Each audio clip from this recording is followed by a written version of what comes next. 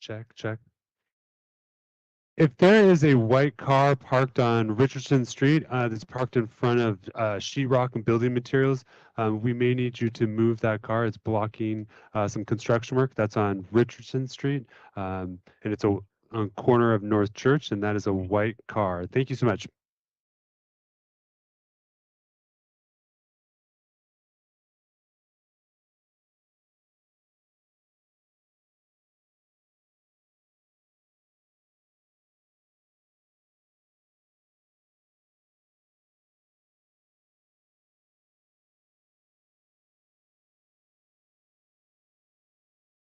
I didn't mean to spook the dog here.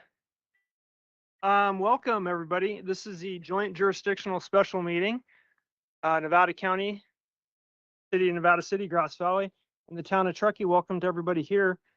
Madam Clerk, please call the roll. Thank you, Chair. For the Nevada County Board of Supervisors, Vice Chair Hall, Board Member Schofield, Board Member Swarthout, Board Member Hook. Here.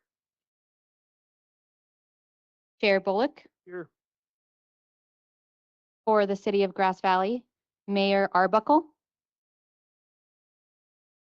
Arbuckle absent. Vice Mayor Hodge. Councilmember Branstrom. Present. Councilmember Carabelli. Councilmember Ivy. Here. For the City of Nevada City, Mayor Fernandez. Vice Mayor Peterson. Councilmember Fleming. Councilmember Fleming absent. Councilmember Klein. Councilmember Cece. For the town of Truckee, Mayor Polivy. Mayor Polivy absent. Vice Mayor Zabriskie. Councilmember Henderson.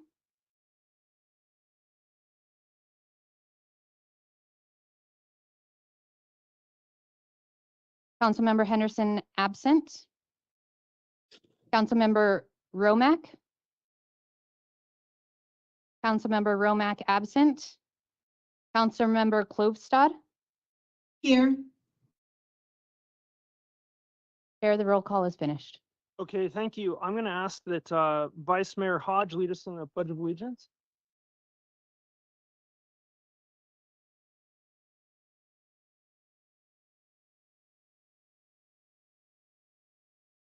Pledge allegiance to the flag of the United States of America. Republic for which it stands, one nation, under God, indivisible, with liberty and justice for all. Thank you. Bring this closer. Madam Clerk, are there any corrections, deletions, additions to the agenda? No, Chair, there are no corrections or additions. There is one reminder to make sure to use our mics. Thank you. Okay, we'll remind each other on that. So this is our first in recent memory, the joint jurisdictional special meeting. I'm happy to have all of you here. I'd like to welcome each and every one of you here. I'd like to welcome the attendees and members of the public behind us. We'll have an open public comment here at the end. And I'd like to also outline our purpose really is to have the cities and the counties get together, discuss critical issues of importance, talk about issues identified from our constituency, issues that you have, concerns that you've brought up in this OES arena, and really find opportunities for synergy, come together, and then leave our staff and our OES stakeholders with some takeaways, some actionable items, and some directions to enhance our regional response to OES and service to our community overall. I just want to remind everybody, there will be no action taken today. This is a meeting of informational importance. No action will be taken today. We do plan to hold another meeting, joint jurisdictional meeting, October 8th, 2024, and that is likely going to include topics on housing. So we look forward to planning that with each and every one of you here, and look forward to creating some content that's noteworthy for our communities as we work through that housing issue. We do have some virtual attendance, so we're going to keep our eye out. Councilmember Klostad, if you want to reach us, just raise your hand. We'll keep an eye out for you and we'll call on you. Thank you. A very long list of thank yous, and I'm going to start with our team here at Nevada County who have assembled this, and then we'll go through the list. But I'd like to thank our CEO, Allison Lehman, for her support in the planning effort to put all this together. Deputy CEO, Caleb Dardick, Chief Counsel, Kit Elliott, Jeffrey Thorsby, our Chief of Staff, and Teen, our clerk, Claire Swanson, Rain, Carissa, Mandy, Erica, Ariel, Lynn, Brian, Joshua, Landon, Oriana, and Nevada County Media, and the Center for the Arts, certainly. So can we please give them a big round of applause for the planning effort?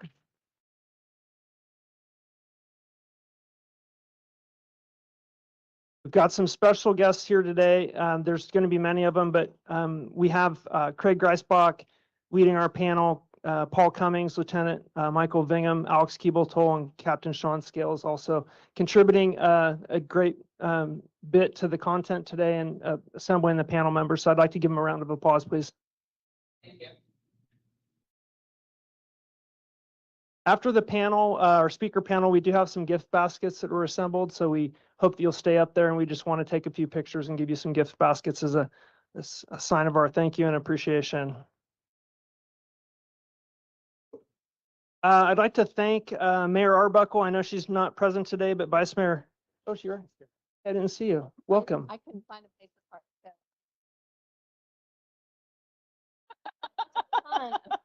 That's not on the Downtown. That's not on the agenda yet. So thank you, Mayor Arbuckle. Thank you for having us here at the host city, and thank you to the Center for the Arts for hosting us. Huge appreciation. Great venue. We just appreciate it so much. I'd like to thank Nevada City and Manager Sean Grayson, Nevada City Council, and Mayor Fernandez for being here today. Truckee Town Council and Town Manager Jen Calloway, and Jan is Vice Mayor. Thank you for attending and taking the time to travel down here. We appreciate you being here. Welcome, Courtney. Hello. I'd like to also thank our speakers, CAL FIRE Chief Brian Estes, and also thank our outside presenters coming from Butte County, Supervisor Bill Conley. Where's Bill? Hello, Bill. Thank you for traveling over here to be part of our panel today. And then also Town of Paradise Council Member Steve Crowder. Steve, thank you again for traveling down here. And then thank all of our regional fire chiefs, city, town, and county staff. So I just thank you, everybody, for taking time out of your busy schedule to be part of this with us. We want to talk a little bit about public comment. We'll be taking public comment at the end of the meeting. All the public comment must be specific to the topic of discussion. No general public comment will be taken today on matters outside of the agenda topic of emergency preparedness. Note that public comment will be taken verbally, or written public comment can be submitted via letter ahead of the meeting by a hard copy letter or email. If anyone has written public comment to submit today, please provide to the Chief of Staff or Clerk of the Board, Jeffrey Thorsby. Jeff, can you raise your hand? There's Jeff. If you have to hand him something, we welcome you to do that. Any written public comment may or may not be read into the record pending time if we have time, but will be incorporated into the official record.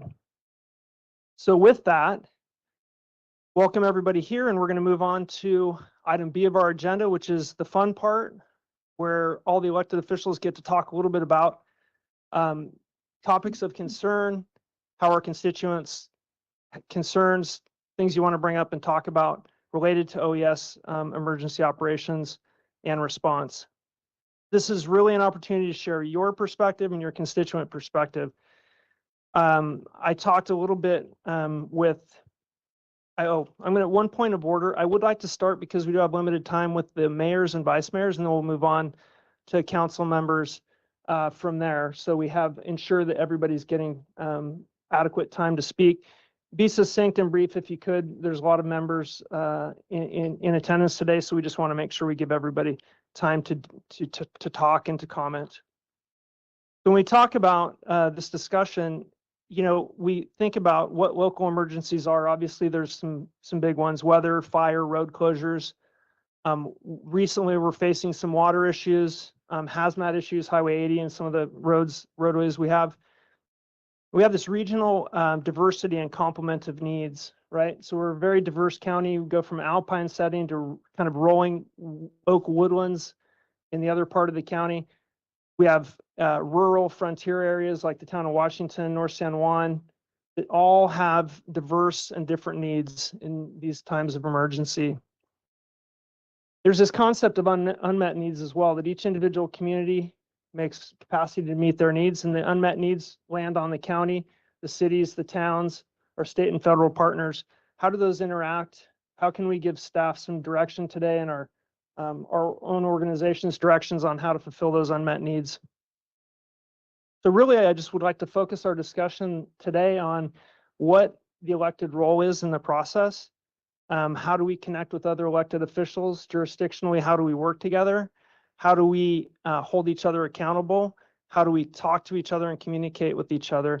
We're really looking to give some direction to our OES and preparedness stakeholders that are in the room, and also talk a little bit about how nonprofits and COADs fit into that model.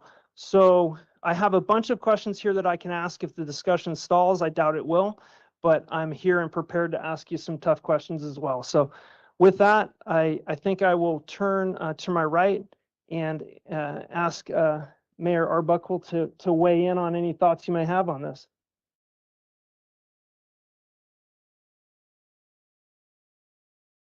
Thank you very much. I appreciate the opportunity to be here again. We've done that. We used to do this on a quarterly basis, and I'm so happy to see that we're engaging again. I really think that this really brings us together, you know, especially Truckee, because we think they seem to get forgotten a lot. And it's just a nice way to connect and see faces to names.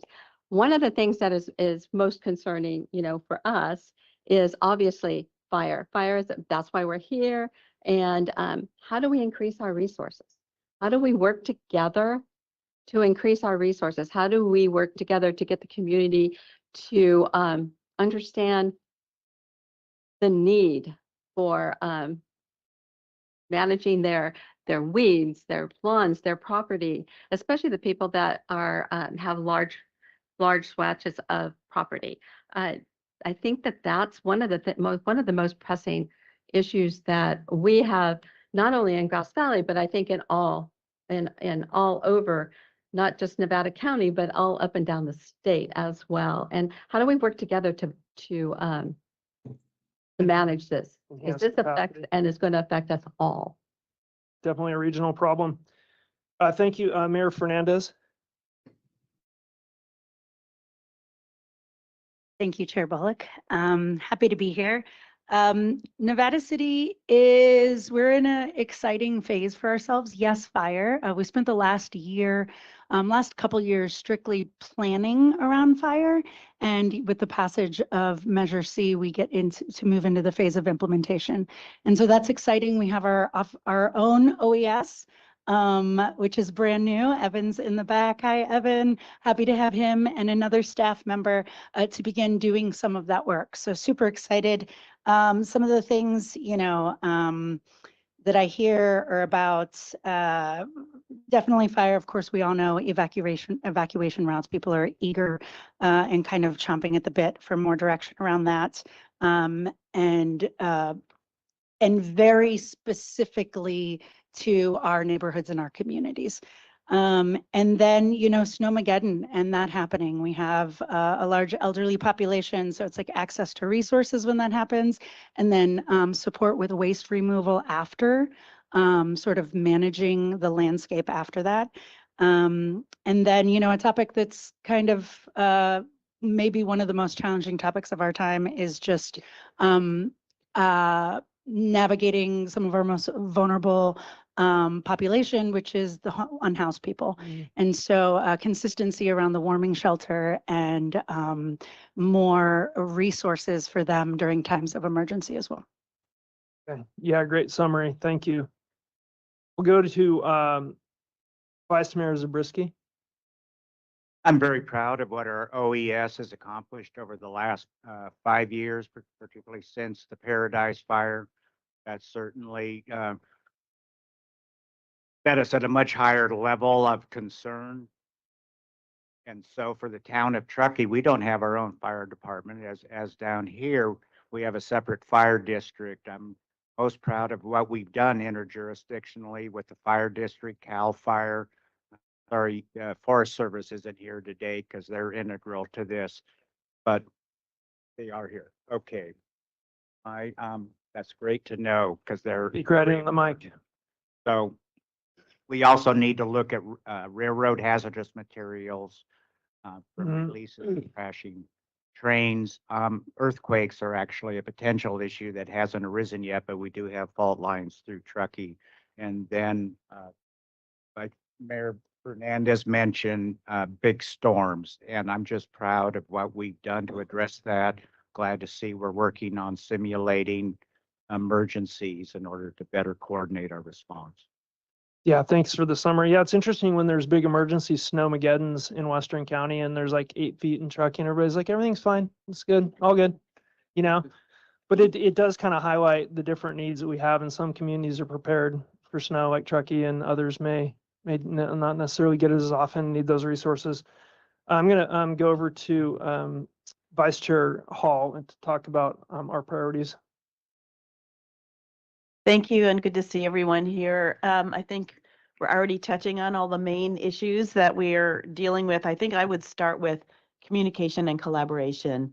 The fact that whether it's a fire, whether it's evacuation, whether it's a stormageddon, whether it's some unexpected event, human caused or nature caused, it's so critical that we communicate with each other, that our PIOs know each other, that our OES teams are working with each other, that we know who's in charge and who's making decisions, and that information gets communicated out to the public in a way that's consistent and helpful. So I'm going to stop with that. I think we've done an incredible job, all of us, over the last few years in dealing with improving our communications among each other and out to the public. But I'd love to see us continue to make that a high priority, because that's going to be the key to saving lives and dealing with things in the most efficient manner. Thank you. Yeah, that's a good point. I was going to bring up Chief Renfro, I think is here. I saw him earlier, and bringing up his PIO group that he's constructed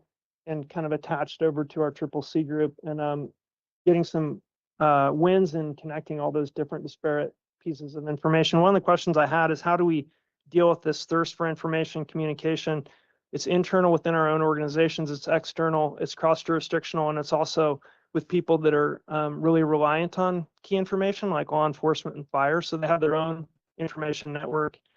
And I'll pose just a question for the group to talk about briefly is where are we headed with communications? Is it working? Is it not working? Do we need to enhance the amount of effort, the amount of resources that we have on that communication issue? I know I've seen great strides in some of the Eastern County areas, but I'd like to hear from everybody.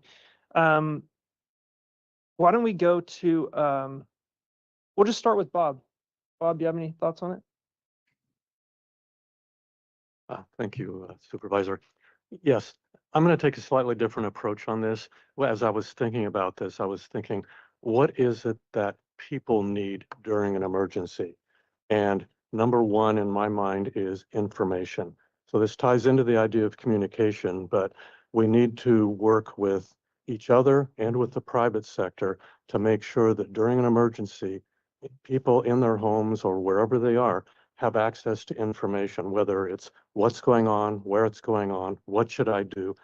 The longer crises may pose a need for, where do I find food? Where do I find propane? These kinds of things. So we need to make sure that the infrastructure is maintained during an emergency and that people are able to communicate with the government agencies, but also with their friends and families.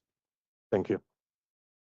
Yeah, social media, the whole fabric of connection, right? Personal, social media, feeling connected to the community. Yeah, phones, Yeah, it's all internet, all of that. Yeah. Yeah, some of the rural communities, I mean, that's the piece about copper and AT&T being connected and the internet and all those pieces that come together to make people feel connected. Difficult to start with, and then when storms come, it compounds it. Vice Mayor Peterson, do you have a thought for us? Oh, over there. Thank you. Thank you. Put the mic right up to your, right Right, there. got it. So I think it's important to understand. I was recently in a small town in Nevada and had lunch, and there was a sign in the place that said, "We do not have Wi-Fi. Pretend it's 1965 and talk to each other." I think that survival and communication at a fundamental level happens neighbor to neighbor in our communities, and that building out the fabric of community within our social structures, our political structures are essential to that work. In Nevada City, we're taking a top-down and bottom-up approach. With the top-down, we need to align with our partners, like the county and the state, in order to obtain the resources and the information. County has been a great partner, Greg and his folks, as we plan, providing information that's critical for us to know where we need to go. But at the same time, we need to drop down to the basic level of neighbor to neighbor communication and building out those firewise neighborhoods so that when it really happens, that's where it happens. That's where the rubber meets the road. And we learn, and we should be learning from the many communities who have lost so much. And that what you learn is that how neighbors interacted with each other was critical to how those events came about. Gary, how do neighborhoods currently, give us an example? Do they have WhatsApp buddy lists or text lists or, I know that the UBET Greenhorn area has the radio system they put into play, which is like totally outstanding that they did that. But tell me a little bit about where your thoughts are. We do have, there's communication trees in place, and we have two pretty highly evolved Firewise neighborhoods. And one of them's got radios. The others have, they know where their cell phones are. They're tied together that way. But it's also just knowing where your neighbor is on either side of you and connecting and assuming that all you got is who you see and how you interact together. So it gets very fundamental and then works up from there. We don't know what tools are going to work in the end. And, we have to always remember that it's a human response to all of this, and it's not always going to be rational. Yeah, good point. How about Councilmember Kostad? Do you have any thoughts on the communication side from your vantage point? Yeah, we have had many communications recently about some events where we lost comms and how we're going to manage that, because not only are we concerned about our lack of ability to communicate with each other and plan and strategize and deploy resources, but it's also communicating to our constituents so that they don't feel that we've just ignored them. I think there's a lot of internal discussions going on that.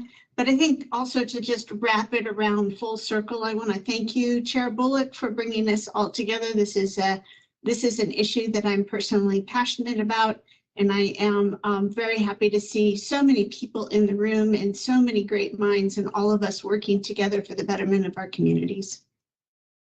Yeah, thanks for the note. Yep, appreciate that. And we've worked closely, or I've worked closely with your PIO and our PIO, and I feel like we're kind of connected. We've made great strides in connecting East County to West County and kind of making one county out of that communication network. I feel like I'm very proud of that. So thank you for your comments.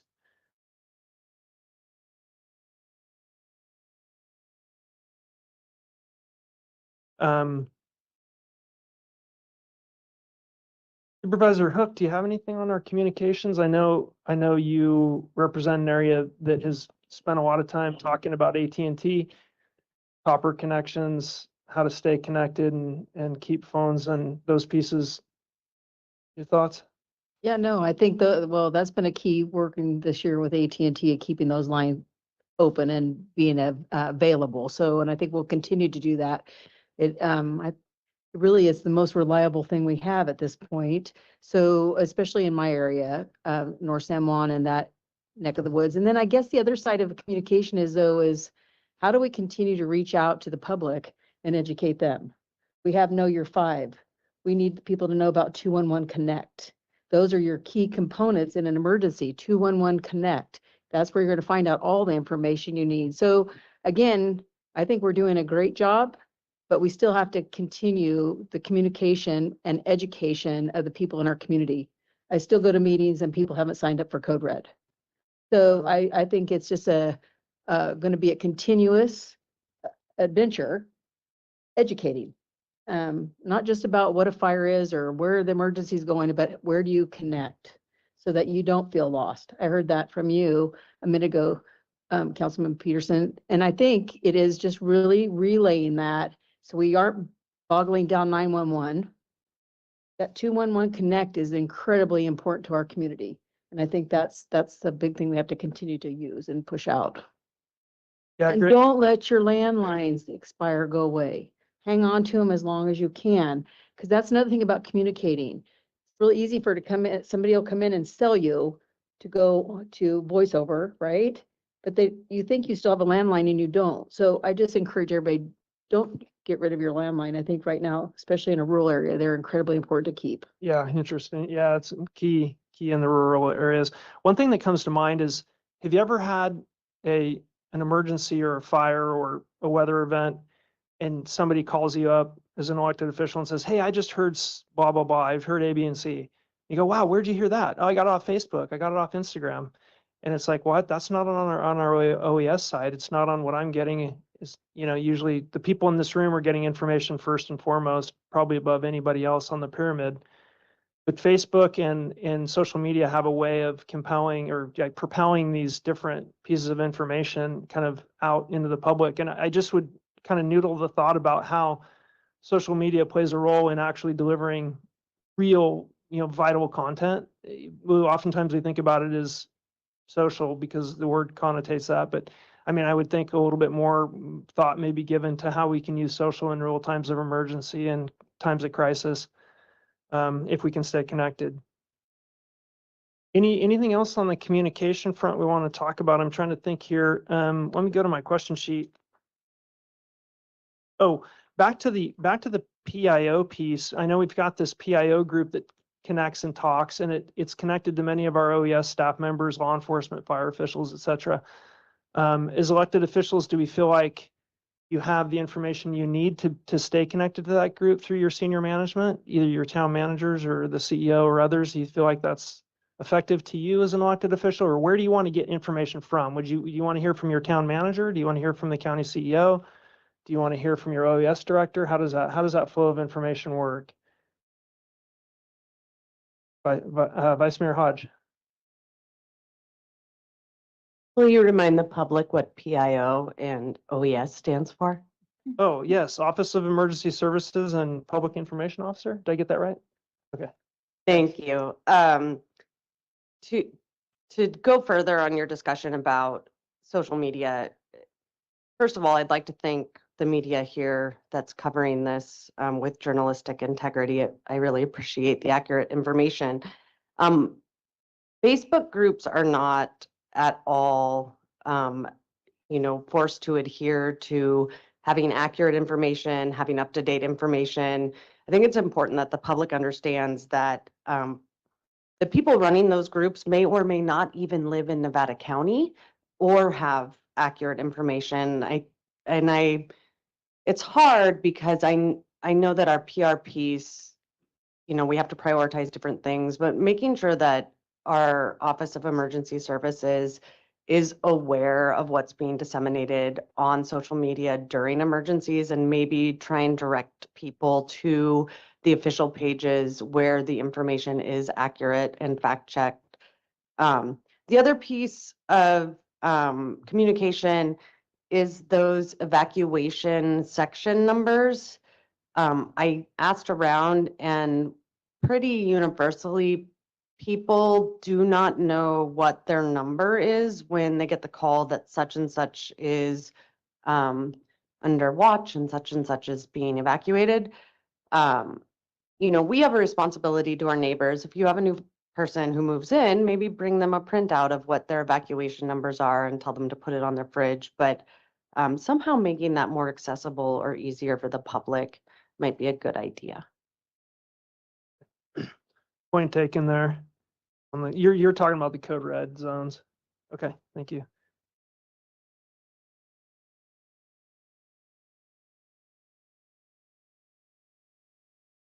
Go up on what Vice Mayor Peterson was talking about communication within neighborhoods. Our fire district has been really good about helping with Firewise communities. That's something we should continue with, because that's probably the best avenue to develop better communication within the neighborhoods, coming from the PIO or the fire district or the town. Yeah, great point. And Firewise communities are absolutely critical, and they take on a life of their own, right? They start creating their own methods of communication, and we saw that with some of the grant funding to the radio networks, and it's quite impressive.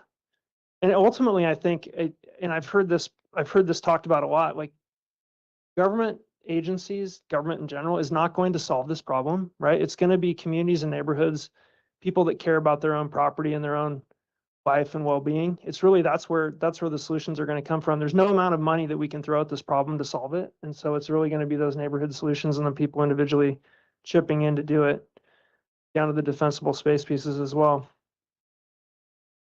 One thing that Craig and I were talking about is, what resources do our communities expect? What should we be investing in? I can tell you that I have drastically disparate needs in the district that I represent. So I have Truckee, has the town of Truckee within it that does a great job meeting the needs inside the town limits. We have rural areas and then, frontier areas essentially that are almost off grid.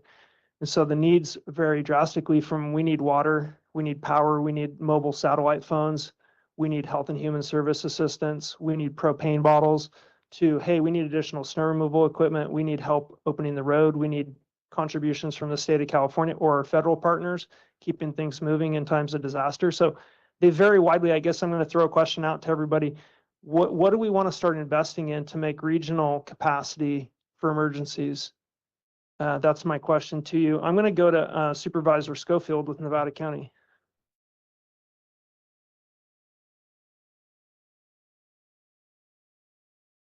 Well, I think when we look at vegetation control, which is one of our biggest issues throughout the county, we did our best. We tried to get a county-wide vegetation program passed. It didn't pass. It's unfortunate. I think it's because we just didn't work together on this. So I think that's something that remains a major issue, is how do we fund that type of ongoing situation throughout our county. And I think our Public Works Department folks are doing the very best they can.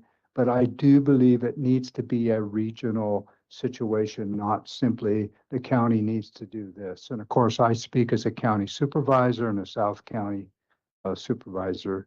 So our needs may be a little bit different than the city of Grass Valley or Nevada City. But, and I just want to say, when it comes to fire and snow are completely different as far as the needs. But at fire, Alta Sierra, Lake of the Pines, evacuation. And the river fire was a perfect example of it, where it never hit our zones, but Highway 49 was already clogged. And I give great credit to the Nevada County Transportation Commission, of which we're all a part of. And there's some great things that are happening on Highway 49. And some good things that have happened on 174 also, that maybe the residents don't appreciate it that much, but much of that was done for fire evacuation methods. Yeah, thank you. Thanks for your insight there. So could I just see a show of hands that think that we should prioritize vegetation management? Just this pure and simple vegetation management is an order of emergency response right now. And the elected, hope somebody's counting that. I'll throw my hand up there. Thank you. Thanks for your insight, Supervisor. And a huge, I think the river fire was an example of CAL FIRE's acumen and skill in protecting communities. Unbelievable. If you've ever heard the story about what CAL FIRE did to save Alta Sierra and protect the property and structures and the lives in that area, absolutely outstanding. It was just tremendous effort. Thank you. Let's go. Councilmember Caravelli, would you like to weigh in?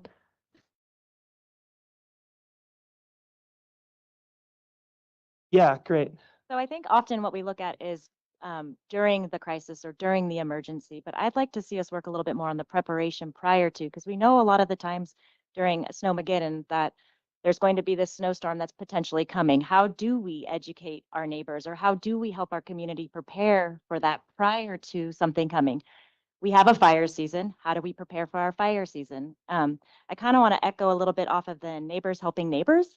If we could have a program that way, that there is something that everybody is a preparatory for what's about to come, and the neighbors helping neighbors program is set in place, so you know who to call, where to go, who has what animals, what not, that there's something set in motion prior to the emergencies taking place. Yeah, framework around it. Thank you. Councilmember Henderson, would you like to weigh in on our this component? Thank you, Supervisor Bullock. I think one of the things that I think about in terms of communications, both leading up to, any potential event, and then also during an event, is a lot of our county has this unique aspect in that we also have a huge tourist population, and especially in the summer, and we need to be able to communicate to them. And I know, at least up in Truckee, a lot of conversations I've had, folks may not be as aware of some of our communications channel as some of our full-time residents are. And so how can we do more in communicating with all of the populations that come up and that we benefit from in terms of, economic activity and things like that. So that's just something that I'd love to be able to talk about a little bit more with this group and how we do that across the county. Understand our risks. Yeah, And great understand point. our risks. Yeah, absolutely. Yeah, that's a great point. You have populations that have showed up and maybe just are there to recreate and stay focused on the reasons why they're there, to have a good time and enjoy the lake or the river. Then all of a sudden there's a fire, there's some snowmageddon happening, and haven't quite collected all the proper information to understand what they got themselves into. Back to one question on the resources that we expect or we want to be investing in for our community. I just wanted to hear a little bit from Member Swarthout, if you had any ideas on what your thoughts are on investments, future looking. Thank you. Yeah, I think I was the only person that didn't raise my hand on the vegetation management, although I do think it is very important. The other important thing that we need to note is making sure that our fire agencies have the resources that they need to do the work that they do. And I know, just like the town of Truckee, the county is in the same situation, that the fire departments, the agencies don't work for us. They're all special districts. And so it's a little bit, it's a little different than Grass Valley and Nevada City. But I think it's really important that as a community that we're aware of the resources that are necessary for our firefighters to do their job, and not just fighting fires anymore. They were a huge part of emergency services when we had our snowmageddon. So really important for those things to be brought to the forefront. And then I know this isn't necessarily on topic today, but one of the things that I get a lot of calls on these days is about fire insurance. And it just seems like no matter how much clearing we do, how much, the city has a masticator and they're masticating public areas now. It seems like doesn't matter what we do, we're not getting credited for that from private insurance companies. More and more people are having to go to the FAIR plan, which, when it all started, that was in the most rural of areas. And now the city residents are having their fire insurance canceled and having to go to the FAIR plan as well. So I know that I know at the county level and with the state, we have people that are working on that issue, but I think it's really important because that has the potential to create huge crisis in our county if people are unable to get fire insurance. Yeah, great point. Supervisor Hall, would you like to weigh in? You've done just a tremendous amount of work, NACO and CSAC. Our insurance commissioner, Laura, at the state level. You've got a lot of current knowledge on this, and maybe weigh in for us. Sure, and thank you, Supervisor, for raising that. That has been a huge issue for a couple of years. I am leading up a working group for the State Association of Counties on this topic. We just had our first meeting yesterday. The Little Hoover Commission came to listen to supervisors from all over the state talk about it. We're actually having someone from American Casualty Insurance speak to us next month. So on the federal and state level, there are bills being crafted that are getting at pieces of the issue. And the insurance commissioner is working with insurance companies to try to find agreements there as well. There's a lot happening, but I have to say, I'm not sure the urgency is understood at the legislative level. And for me, what I think we need to expect is that it will get worse before it gets better. And the first thing that's going to happen is that rates are going to rise again, because the fixes that are being taken in the state of California will allow better modeling, but it'll also allow insurance companies to pass on the costs of reinsurance, which is a worldwide problem and skyrocketing. So it's going to get worse before it gets better. The good news is a lot of people are starting to pay attention, and we'll keep, we'd love to have your stories. If you have a story about what's happening in your home or in your neighborhood with fire insurance, you can send it to myself or Jeffrey Thorsby, and we're going to be taking those stories wherever we go. Thank you. Yeah, thanks for the insight and the insurance for the actual fire service industries, providers, fire departments, agencies as well has been challenging in our neighborhood. I'm going to shift gears a little bit, and I want to I'd like to move over to Councilmember Ivy just for a minute and ask him a question here. I know he's a great communicator, but one of the things that he and I had talked a little bit about this concept of, you know, we cross-jurisdictionally represent the same constituency. So I represent District 5. All the people in Truckee live in District 5. We're all part of the state of California, and we all have Fed partners that contribute to our way of life. U.S. Forest Service is a great example of a huge stakeholder in my neighborhood. But my question is really, how do we hold our own organizations accountable working cross-jurisdictionally when it comes to these OES pieces? So somebody will call you up and say, hey, I need so-and-so from the city of Grass Valley. And you'll say, well, that's a county thing, right? And then you'll call me, and then I call Craig, and Craig says, that's not a county thing. That's actually the state of California. Okay, so then we call the Dolly's office or Senator Alvarado Gill, and they weigh in on that, and then we go somewhere else. How do we hold each other accountable to serve our shared constituency while not poking at each other, while not deflecting, and while not making the problem worse during a really difficult period of time? That's a great question, and I'm not sure that I have the best answer for that question, but and it's true, right? It's we're talking about a challenging set of circumstances that we're getting to watch evolve in real time, and it's gonna involve new solutions that we didn't have in place yesterday. So, you know, I just like to put my best foot forward all the times. I think it's important that I have a relationship with every supervisor, that I have a relationship with all my neighbor electeds, all the staff that we can trust, and just, you know, keep in mind that my community doesn't stop at the edge of the city limits. And I know we all know that in this room, but you know, the first fire that I ever evacuated from was the 49er fire when I lived out on Jones Bar Road quite a long time ago. So, you know, this community is easy for me to think of like that we just do have to go back to that communication piece and know our neighbors and appreciate that. And so, you know, it's not uncommon that I do try to get a drink with my supervisor or a cup of coffee and keep those lines of communication open. But it's a challenge, and I don't know what the best answer is today. So let me know when you figure that one out. Maybe we'll figure it out today together.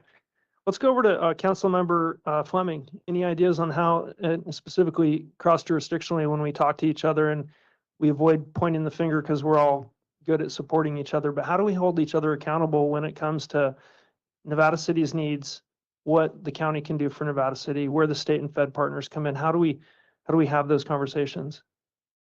You know, I think it's about communication, as we've been talking about. You know, one of the things I'm really proud of is that we have a wonderful relationship with the county, which wasn't always the case. You know, a lot of that's attributable to our council and our city manager now. And so we do have those open lines of communication now that before, you know, I don't think we had really an effective way to communicate with the county. You know, as a city, individually, we certainly did. And so now that's a lot better. You know, going back to communication, though, I'm going to jump back a little bit because one of the things I wanted to just sort of bring up, I'm sure everybody knows this, but during Snowmageddon, you know, the internet goes out when the power goes out, and then we have 3 days before the cell towers go down. And so communication takes on a whole different, you know, level of need and, you know, planning, I think. And it goes back to neighbors. You know, during Snowmageddon, I had a next door neighbor who was house sitting and the power went out. They had no way of communicating with anybody. They didn't know anything that was going on. They had a snake that they were sleeping with on their chest to keep it warm. And so we had a generator. We took the snake in, didn't have to sleep with it. But it was, this person was really just not from the area, didn't know anything, and was snowed in and couldn't get their car out. And so this was neighbor to neighbor, you know, and a classic example of that. But you know, I think there needs to be a lot of prep work in that neighbor to neighbor thing when the phones go down. You know, the previous Snowmageddon before that, you know, with my food bank hat on, we got a call from the county, some person I had never talked to, but we need food out in Washington. We need food in Alta Sierra. And so it was, the phones were working at that time, but the internet wasn't. So I was meeting random people, just happenstance that we happened to have food there. And we're able to get that there. So that's the communication that needs to happen. At that time, I don't think we had, as a city, had a great communication network with the county. And I think that is different today. But again, I think there has to be a lot of planning. I'd like to commend Director Griesbach. He just recently met with me and the executive director over the food bank to talk about how we can prepare for that food support, because that's a big thing that we do as a city. We bring food to the warming shelters and, you know, get food to people who are snowed in and things like that. But again, it all goes down to communication, and the communication has to happen without technology. So it has to be analog. You know, we bring radios down to the little town of Washington, so everybody has a crank radio. But I think that that has to be coordinated on a countywide basis. And really, you know, whether it's a phone tree or a neighbor knocking on door tree on that granular level, I think that's what's needed. But as far as the communication between the county and the city, I think we're doing well now. Obviously, there's always room for improvement, but I don't see any areas of deficiency at this point. Yeah, glaring deficiencies. Thanks for your insight on that. Thanks for going out to Washington. We love Washington. I love Washington too. Mike Stewart, come on. Yeah. Yeah, Mike's awesome. Councilmember Klein. I missed you. Oh, Hi, Artie. hi. Hi. Hi. Thanks. I was, you know, thinking about you and I communicate, but how do we communicate officially wearing our official hats when things become difficult and you're not getting maybe what you need? When there was Snowmageddon, I went and visited the warming shelter in Nevada City, and there were Nevada County employees, there were people from Nevada City, there were, you know, nonprofit community members, there were community stakeholders, there were people just there to help. There were people like me coming and going and doing whatever, but it works at that level. Sometimes when there's unmet needs, then we don't really understand how to communicate, but just like your thoughts on that. We're blessed in Nevada City that our citizens communicate very clearly and frequently loudly to us. I have good communication with Sean, our excellent city manager, who keeps me up to date. If there's something we need to know, he lets us know right away, which I'm thankful for, and then I can relay that to my neighbors. Something that I really think is worth mentioning, I think this is probably Western County in particular, but we have an aging population, and a lot of those folks before a disaster maybe aren't as able to take care of their vegetation management as well as others. And I'd love to see the volunteerism of this community kind of harnessed in a way that people with sturdy backs, a group that I've recently left, could help those without a group I've recently joined. And beyond that, a lot of these folks don't have smartphones. They're on flip phones or they're still on landlines. And do we have ways to reach them when their zone needs to be evacuated outside of knocking on doors? Do we have a list of folks that need to get a direct phone call as opposed to a text? That sort of thing seems important when we've got wearing our leadership hats, how we communicate with each other when there's some unmet needs out there. Well, there are a couple of unmet needs that I'm thinking of that we could certainly use some help on. One of them is that there's a fairly large contingent of people who have resistance to or perhaps mistrust of government. How do we reach them? How do we get them into the fold? How do we talk to them? How do we establish channels of communication with leaders in those communities who are trusted by people in those communities? And another place where I think we may be missing out is we're looking at the dramatic crises like fire and snowstorms, but we have slow-moving crises too, like the water shortage that's about to hit because of the damage up at Spalding dam, or a pandemic, which seems to creep up on, and then all of a sudden we're overwhelmed by it, or a massive die-off in the forests that surround our towns. How do we deal with those slowly but essentially critical emergencies as well? Yeah, interesting. The creeping threats always get put on the back burner, right? Because you're dealing with a crisis like something else, like COVID or a wildfire or a snowstorm. It's critical. And I think really, I mean, from my perspective, and I'd like other thoughts on it, is we have to rely on our professionals we employ, right? Who have systems and planning processes in place and rely on that. We have about 5 minutes left. I was going to weigh in. I mean, I think from what I'm hearing, really the chain of communication is requisite for the elected and appointed officials, or it's relationships, right? Like I know who to call for certain types of information. I know where I'm going to get that information, who can relay, and have the other interpersonal relationship with leadership in another organization to make something happen.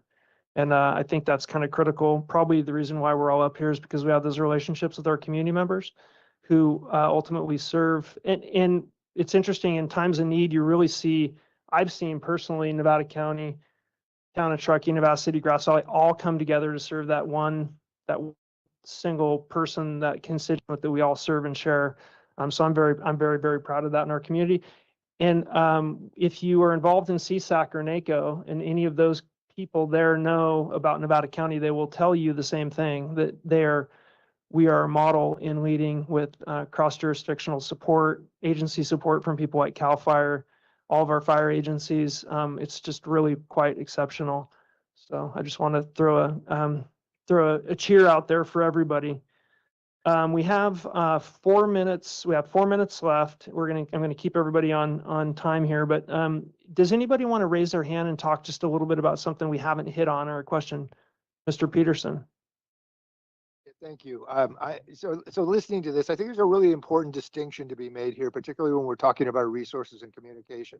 But we're really talking about three different segments here. We're talking about prevention, we're talking about response, and we haven't talked a lot about how the resilience, how we come back from these fires or the disasters and how we come back. Those are three distinct areas of investment.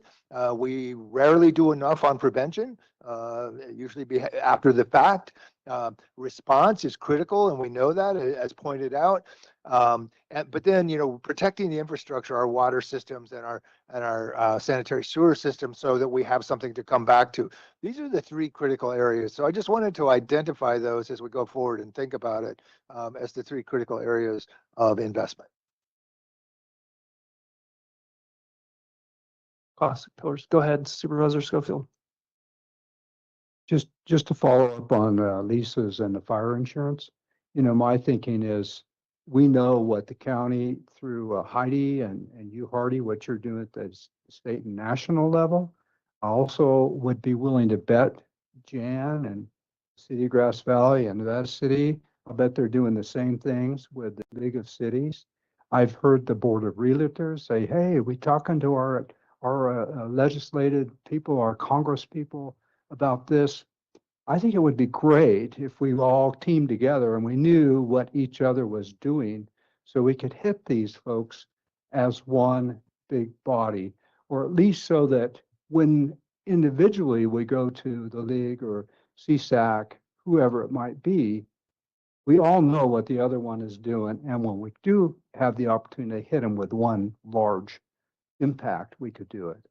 Yeah, it's a great point. And I think, we spent a lot of time organizing our Legend regulatory affairs platforms to kind of unify among cities and counties. And I think it's critical what you bring up, so we can have that one regional ask. I think Congressman Kiley's been in district a lot, 5 times, I think, in the last 5 months.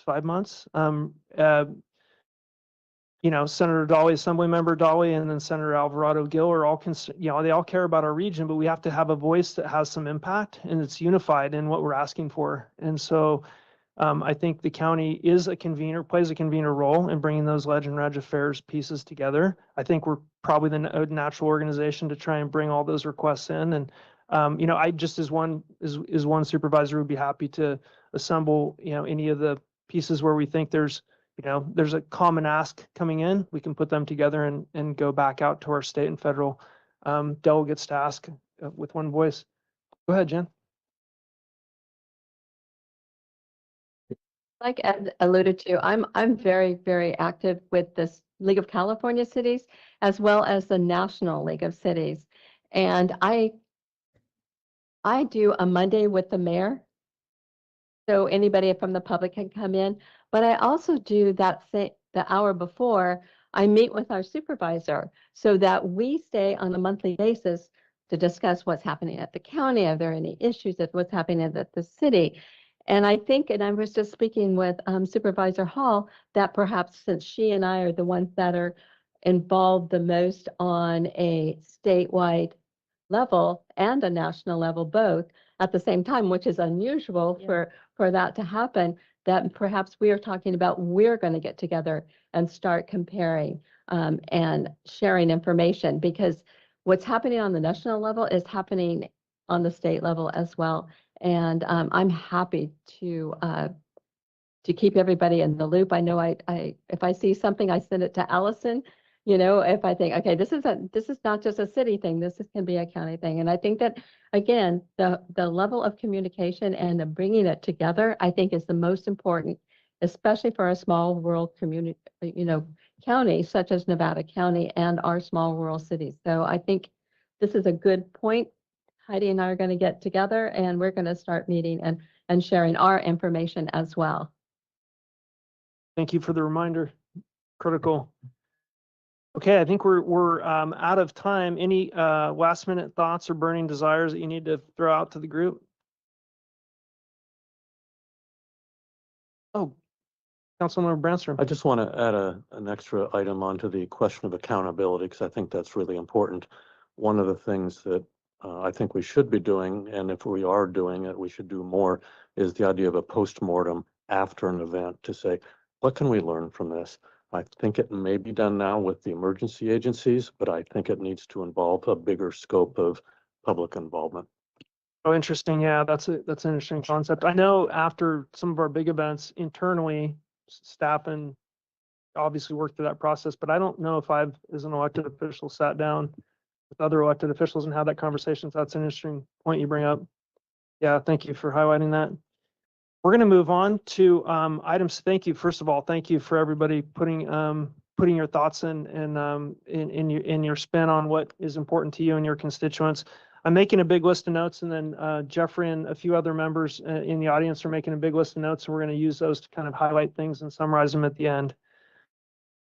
We'll move on to item C. This is the current tools and collaboration opportunities. This is a 60-minute panel. The County of Nevada OES Director Craig Greisbach will facilitate a panel discussion with local and regional first responders about what we are already doing collaboratively and where we might expand collaborative efforts to better prepare and respond to emergencies. Invited panelists include representatives from City of Nevada City, Nevada County Consolidated Fire District, Truckee Police Department on the disaster preparedness side, Nevada County Sheriff's Office, CAL FIRE, Truckee Fire Protection District, and Grass Valley Police Department. So we'll give the panelists some second to get situated, and then I'm going to turn it over to our Director of OES, Craig Greisbach. Feel free to stand up just for 30 seconds. We don't really have a break here, but shake it out a bit before we get started. That's a little bit to sit here.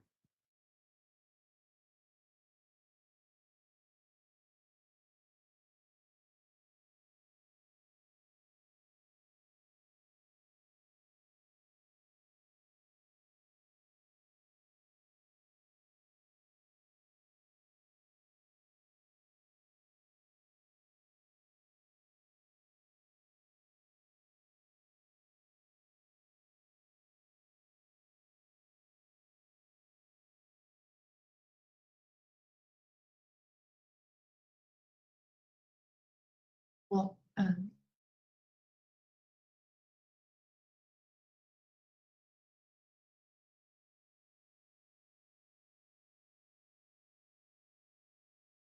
Okay.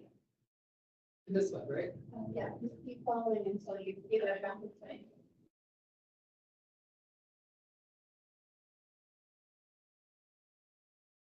Craig, we'll turn it over to you. 15 seconds. Please make your way back to your seats.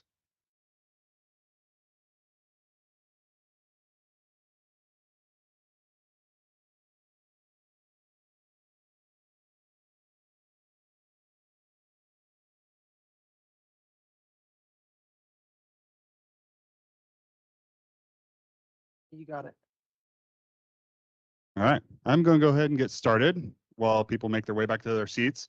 Good afternoon, board and council members, members of the public, partners. Thank you for joining us here today. We're all up here, including the folks in the audience in the emergency service industry, very excited to talk about all things emergency preparedness with you. My name is Craig Griesbach. I'm the Director of Emergency Services with the Nevada County Office of Emergency Services, and I'll be your facilitator for this hour session with you all, and really focusing on collaboration. When I first started in my role, Paul Cummings, who's our program manager back there, we were talking about what are we really trying to accomplish here in Nevada County? And something that came from that discussion has stuck with me and struck me in the moment, and it's something that's really rang true with everything that we're trying to accomplish. And really what we're trying to do is, our dream is to create an oasis here in Nevada County in the face of disaster. That's our dream. That's really creating a place that protects life and property through strategic planning, preparedness, mitigation, response, and recovery efforts. That's creating a place where residents feel safe, but it's also known as a place to come visit for outsiders, where they can come here and they will be safe in the face of all the threats that we face. Creating a place that is resilient, like Councilman Peterson mentioned over there, against all the emergency challenges that we face head on together. Ultimately, we're trying to create a place that thrives with the presence and existence of disasters. That's a big dream and a big goal, but we're well on our way there. This dream takes a collaborative work of an entire community for this to come true. As Chief Estes best said at his all hands meeting yesterday, we cannot do this alone. And lucky for us, here in Nevada County, we are excellent at this. The dynamic panel that you have before you today really is a perfect example of us working together towards this common goal. It's a pleasure for me to be able to introduce them. First off, we have Sean Grayson, who's the city manager for the city of Nevada City. We have Chief Jason Robital with the Nevada County Consolidated Fire District. We have Bob Womack, who is the emergency services manager for the town of Truckee. We have Chief Alex Gamelgard with the City of Grass Valley Police Department. We have Steve Kessman, Battalion Chief and Fire Marshal for the Truckee Fire Protection District. Captain Sean Scales for our Nevada County Sheriff's Office. And last but not least, we have Deputy Chief Jim Hudson with the CAL FIRE Nevada Yuba Placer Unit. So to kick us off for our discussion, to get the juices flowing, I really want our panelists to answer one question. After that, we will be following up, engaging with your board and councils really to talk about what are some of the greatest challenges you see, and if you have any questions for our dynamic panel that we have for you. So the question I would like our panel to start off with is, which is one aspect of emergency preparedness we are collaborating well on now, and what is the greatest challenge you see for us moving forward? And Sean Grayson, I will start with you. Thank you, sir. I'm gonna need more than one. There's never been a better time for regional collaboration, especially in terms of emergency preparedness. I started my fire service career, public service career as a firefighter here in Nevada County over 30 years ago. And at that time, this county was very different. The population was smaller, the resources were less. The CAL FIRE folks worked for CDF instead of CAL FIRE, and they were, handsomely wearing khaki and green. Things were just different. And despite those differences, there was still great collaboration, but at a different time. So with the 49er fire in our backyards or the Oakland Hills fire 2 years later in the Bay Area, there was less of an ability to collaborate in the things that today we need to. But we also knew less things about defensible space and home hardening and wind-driven fires and simple things you can do to put spark arresters on your home to save it from those things. So now is an amazing time for collaboration. We're already doing it in a lot of ways, but I know we can do better. In Nevada City, the Nevada City Office of Emergency Services, as the mayor noted, opened this year in January. Evan and Camille are up in the audience. They're the first two of many employees that will be working there. They hit the ground running and found early successes based on our collaboration that already existed with the county and the other partners you see up here. From a high level, the county is updating the countywide community wildfire protection plan. Nevada City is taking from your lead in that and creating our own community wildfire protection plan. It's Nevada City specific, meaning that our community has input on what the priorities and projects will be, but is effectively an annex to the greater county plan, which is to the greater regional plan, which is the greater state plan, so that everything falls in alignment. We, on a very granular level, are working with the county to do green waste cleanup, both in the winter and the summer. The things that come down in the winter become fuel for fires in the summertime, and we're modeling that off of something that Consolidated did with a grant in their jurisdiction. So lots of opportunities there.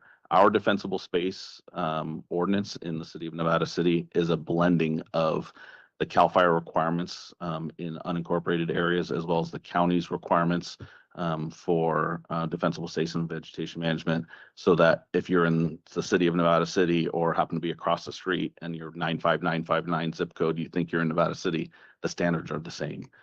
So that really helps us, in regional collaboration. When we pass Measure C in the city this year, it is really going to be a force multiplier for us to be able to not only work in defensible space, but really make Nevada City safer from wildfire. That is the mandate that our community has given us. Our council has been very strong in supporting that. This year, we rolled out software for inspections for defensible space, which is great because people can go online, see pictures of their violations, find opportunities to fix that. And we stole that from Truckee. Thank you. We hope to see Grass Valley and the county come online with that later this year as well. So I would say the continuing challenge is what's been noted by all the elected officials really is education, outreach, and really engaging our community where they are. It was mentioned earlier, neighbors to neighbors. We were lucky to be a recipient of a neighbor to neighbor grant that's going to allow us to really focus in on the neighborhood level from 100 people to 500 people. Evacuation planning preparedness, really, so that your next door neighbor, whether they're going to need help, whether they have a wheelchair, whether they are going to be able to escape in that time of need. And we really see that as an opportunity to be a pilot for the greater in the county. So our successes can be multiplied at the county and regional level, and our failures can be not replicated when other agencies take that up. So I'm really looking forward to hearing from my colleagues on the panel, as well as everybody here today, so that we can find alignment on this in the future. Thank you, Craig. Thank you, Sean. Chief? Yes, I wanted to thank you once again for this opportunity to be here. I think walking in the room just kind of validates our collaboration here in the county. When you look around, you see that we're not really introducing ourselves to a lot of the emergency players that we're well acquainted because of our interactions throughout the year in preparedness.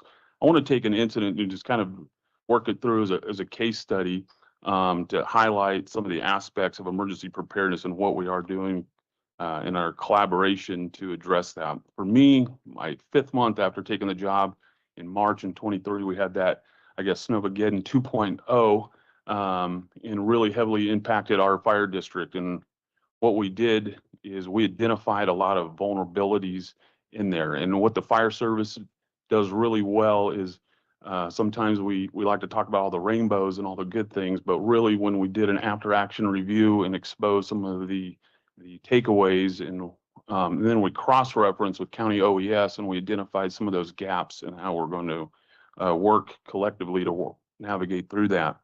So this year, what was different is all the fire districts, local fire districts in the West County, there's 14 staff stations.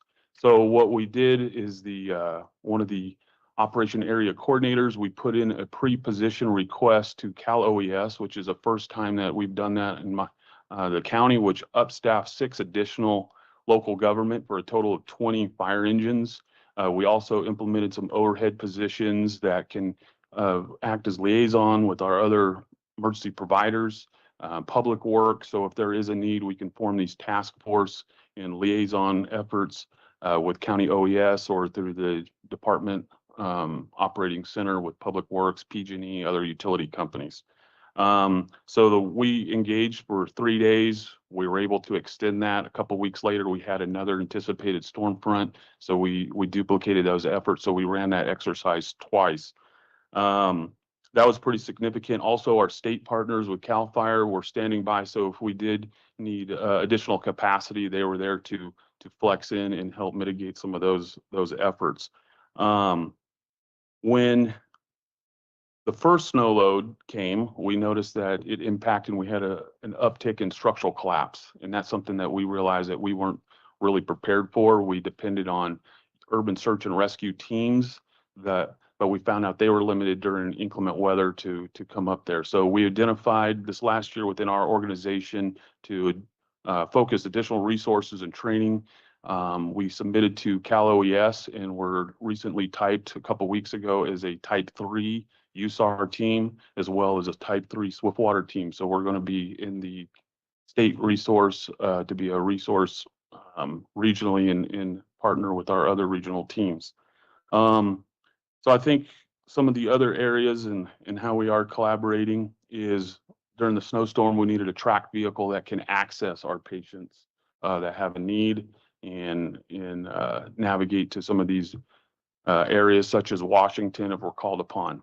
So some of our partners that we've reached out to, the City of Nevada City, County OES, as well as the Board of Supervisors, letters of support, and based on your advocacy, Congressman Kiley did award us a Snowcat rescue vehicle as part of his apportionments.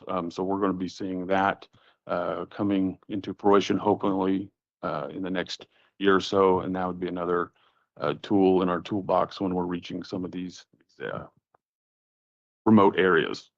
We also, with OES, did a joint grant with AFG, the FEMA grant program, for a $1.3 million medium rescue that can serve as a platform on some of these other specialized rescue deployments. So I think that's our collaboration, is working together closely with our partners, getting grant funding. Some of the challenges I see in the future is maintaining proficiency in these very, I would say, they're high risk and low frequency calls. Our staffing is always going to be an issue. It seems as soon as we get our folks trained to a certain level and we get them up to speed, they're very marketable and they go elsewhere. So looking for those opportunities to keep them here locally. Another thing is, I know we talked about fire insurance, but as a firefighter, we think that firefighting is the cheapest fire insurance you can have. And our goal is always to limit the growth and keeping these fires small. So staffing is going to be number one.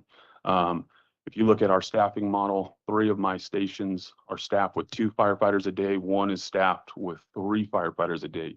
The amount of production that my station with 3 firefighters that can limit the growth, aggressively attack these fires, is substantial. So I think that's a goal that moving forward is having those resources and working together. I think that's going to be an ongoing challenge. Thank you. Thank you, Chief. Bob? Right, thank you. Okay, now maybe I have my shows green no matter what. I wanted to thank Supervisor Bullock and Vice Mayor Zabriskie for being here. I mean, this is huge for us because one of the things that we often see in Eastern County is that we have such a different climate, a different kind of biosphere, if you will. Things look very different there than they do on this side. And I know we all talk about that, but that's really kind of been one of our strong points, is that we work very closely with County OES and follow the standardized emergency management system to make sure that they're getting our information and it's being pushed up to the state. And then the state is also pushing it back down to them and we're receiving that information. And I think it's important to note that the town doesn't stand just as a town. It's pretty much everything Eastern County. That's a huge part of what we do, and we don't look at borders. I think it's been said several times, people don't realize what border they're in and what side they're in. And we have the addition, much as down here, the Placer County, people say they live in Truckee, and I'm like, nah, you actually live in Placer County. But we serve all sorts of people, and we don't try and find differentiation. I heard about, making sure that we don't put walls up and silo where we can avoid it. But we do have to follow certain steps through the process. Everything starts local, ends local, and locals remain in control. And I think we do really well at sharing that information. But I would also say that's our biggest challenge, because it only works well while the systems work. As has been noted several times, what happens when the cell towers go down, when the radios go down, and things like that. And I think we need to plan for that. I'm known as kind of the downer in the room, but I look for the worst things, because if we can solve those issues, we can be assured that we can serve our community. Thanks, Bob. Bob is not a downer. He is the epitome of what you want as emergency manager, because he's a realist. Appreciate that about you, Bob. Chief Gamgard. Yeah, thanks, Craig. I was going to call you a realist as well, but those are important people to have in our line of work that, are calling out the potentials and making sure we're planning for them. So I'm going to take a little bit of a different approach here as it relates to what we do well and where we can go into the future. And as a law enforcement professional, our job in a lot of these emergency situations is more of the, especially on the fire side, for example, is the evacuation components, which we know is a huge area of concern in our community. But what do we do well already on the collaborative side? By virtue of the folks that you have up here and the fact that we all know each other by first name and work together, I think that's the first thing. And it's the same at the street level when that incident happens at 3 in the morning or 3 in the afternoon or whenever it might be. And our incident commanders are creating an incident command center in the back of their patrol cars or the back of their fire rigs. And we're working together both with the fire service and the law enforcement side to triage and decide how we're going to take action as it relates to keeping people safe and moving them out in an orderly way. So the coordination and the relationships and the collaboration, I would say, is top notch. And you do hear folks, I'll mention Jason here, coming from outside the community. Every time somebody comes from outside the community and looks at what we have going here, they will attest to that. So although I'm local and I haven't seen a lot from outside, I take great note of when those folks come from outside and go, wow, you guys have something special here, and it means we're doing it right. And so I think that's really a testament to the work that's being done, both on the preparedness and in the moment. But what could we do to enhance this work? I think it's already been said, resources. There are only limited resources. Some of the things that make Nevada County so wonderful is, our rural nature and the size and the fact that, in the entire county, we're just bumping over 100,000 people. Makes it very special, but it also makes it difficult sometimes in that moment because we only have so many resources available to us at any given time. So I think just making sure that we're always thinking about those resources, whether it's fire engine staffing, the prevention side, or the law enforcement side, I think that's really important, because the more resources you can put on something early, oftentimes you're able to mitigate them before the issue gets bigger. The other thing just around evacuation planning, some of the things I heard in that last session, we're hearing again here, that I think that we can do better at, especially with our visitor population and a partnership with a lot of our private entities, whether it is traditional hotels and motels and things like that, or kind of this newer situation around vacation rentals and short-term rentals, is somehow creating better connection to the folks who are visiting our area to make sure that they have the information and at least the access to get to that information when they see something that is clearly an emergency unfolding in front of them. I think we can do better there. And I think people in this room are definitely looking at that. And then one of the things that just continues to change, and I think about just the last half a decade and how much has this changed, whether it's Zone Haven, Code Red, radio infrastructure technology, the other IT components around cell phone towers, cell phone resiliency, the fact that landlines, although they are landlines, and we just saw the carrier of last resort ruling out of the CPUC this last week, which is important for rural communities, saying that AT&T is going to keep those connections available to us. The infrastructure in line with those have changed. So in only a few years ago, if you had a copper landline telephone, unless a tree severed that landline or a fire burnt the connection between you and the central office, it still worked. Well, now there's fiber nodes in those locations, and if our utility providers are not taking steps to light those fiber connections up in between, where it hands off from copper to fiber, then we're seeing outages in areas that we didn't before. And so working with our utility providers to hold them accountable, or at worst case, figuring out solutions right here locally on how we're going to power those intermediate sites and things like that, I think will be really important, because although landline technology and other technologies are being talked about, the infrastructure and the technology behind them is changing. And so how we keep cell sites up and things like that is going to be an important conversation moving forward. Thank you, Chief. Chief Kessman, perspective from Truckee Fire. Love to hear it. Sure. Thanks for having me today. One thing I want to just kind of bring you guys up to speed on, just from my background, is I was a suppressionist for 20 years. Now I'm in the planning fire marshal role. So I've kind of seen both sides of the coin, so to speak, as far as, you know, being the boots on the ground, putting the fire out, to actually trying to be more in this setting here and trying to pre-plan and think about mitigations. I think one thing that we're really doing well is the fact that we're actually having meetings like this and we're communicating outside of duress. So I think it's super important that, you know, obviously during the emergency, everybody's going to come together and we're going to have to communicate, right, because of the incident. But being able to have meetings like this where we can actually have time to discuss and talk about lessons learned, I think that's really mission critical, you know, develop those relationships with the electeds and the other officials. You know, from the public safety side of things, I mean, we obviously can come up to the back of a tailgate at 2 a.m. and have a quick conversation, and we just understand how each other thinks. And that's a good way to mitigate the incident at the time of the incident, but it's not a great way to really plan long-term, like meetings like this. So I think this is super important. So thanks for setting this panel up. Appreciate that. But a couple other things too that I've learned is that, you know, viewing the problem from other people's perspective, I think that's super important. One common thing that I found in here that I heard you guys saying was talking about communication and really kind of looking through each other's lens about what your unique areas of concern are.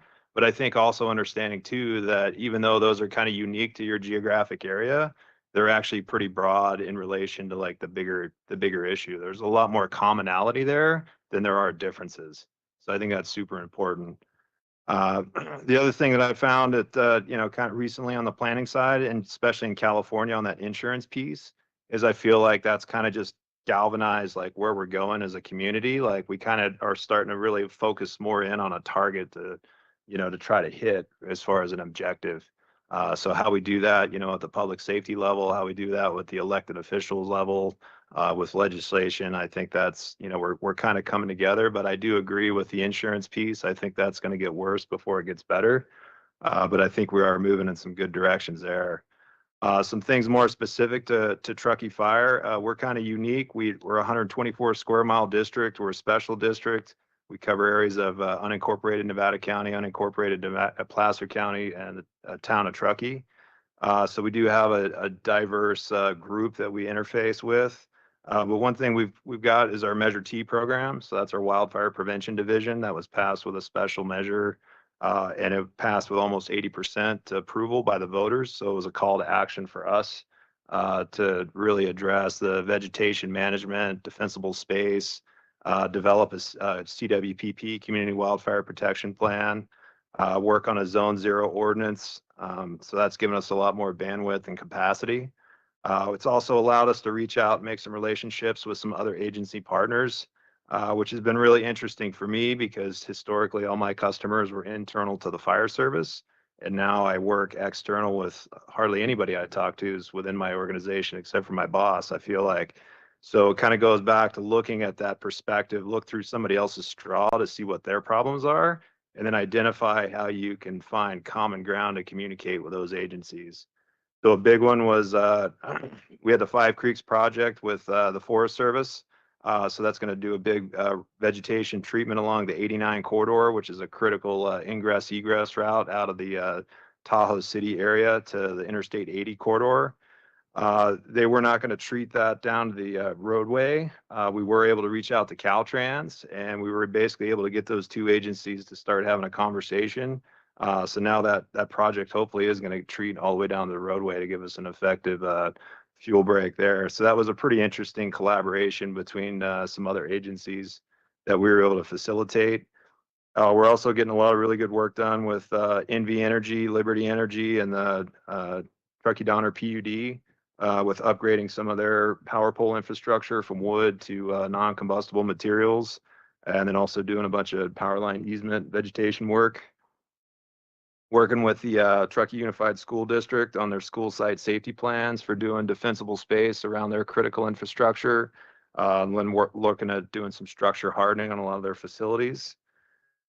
We're also looking at cell sites and identifying other critical infrastructure. So we have Interstate 80, we have the Kinder Morgan pipeline, we have the Transcontinental Railroad. So a few things that you don't want to go out of service for an extended period of time. But some of the challenges, I think that insurance piece is going to be a big one. We're starting to field a lot of phone calls about that with the FAIR Plan and people getting dropped. And then unfortunately, there's really not a lot of good, clear direction from the insurance organization, if you will, on what we can do to solve that problem. So we really don't have good guidance on hey, where do we start? Is vegetation management really the solution? Is structure hardening the solution? So we're kind of going with what industry standard best practice looks like on that, but we don't have a clear target. So I think that's one thing that we could definitely try to improve on somehow.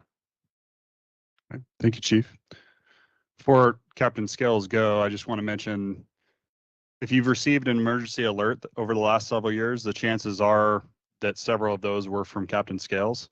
So if it's inaccurate, now's your time to let it out on him because he went out.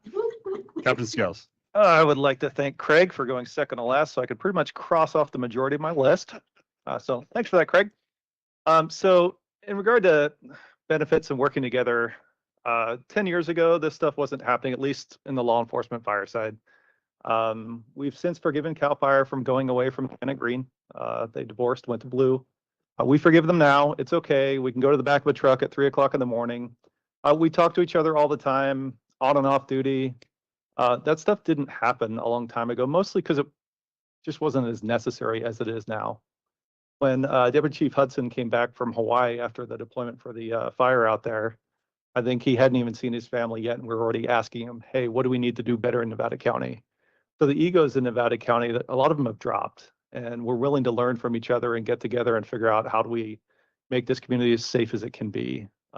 I think we've made some tremendous strides partnering in OES with the Sheriff's Office, all of us law enforcement agencies being on the same frequency and having a regional dispatch center is a tremendous help. We all know what each other are doing. The mutual aid is answered. God, we can barely go to a call for service when it's a fire or something like that, and I've already got some of Alex's folks or some of Truckee's folks coming down to help us out. It's really is amazing. That stuff happens second nature these days. So that's really, really welcome. And like I said, it was not there 10 years ago. It just didn't exist. Challenges going forward, for us, a big piece is recruitment and retention. All the folks up here, we're having trouble staffing agencies. They're exposed to all the same expenses that everybody in the room is, higher insurance costs.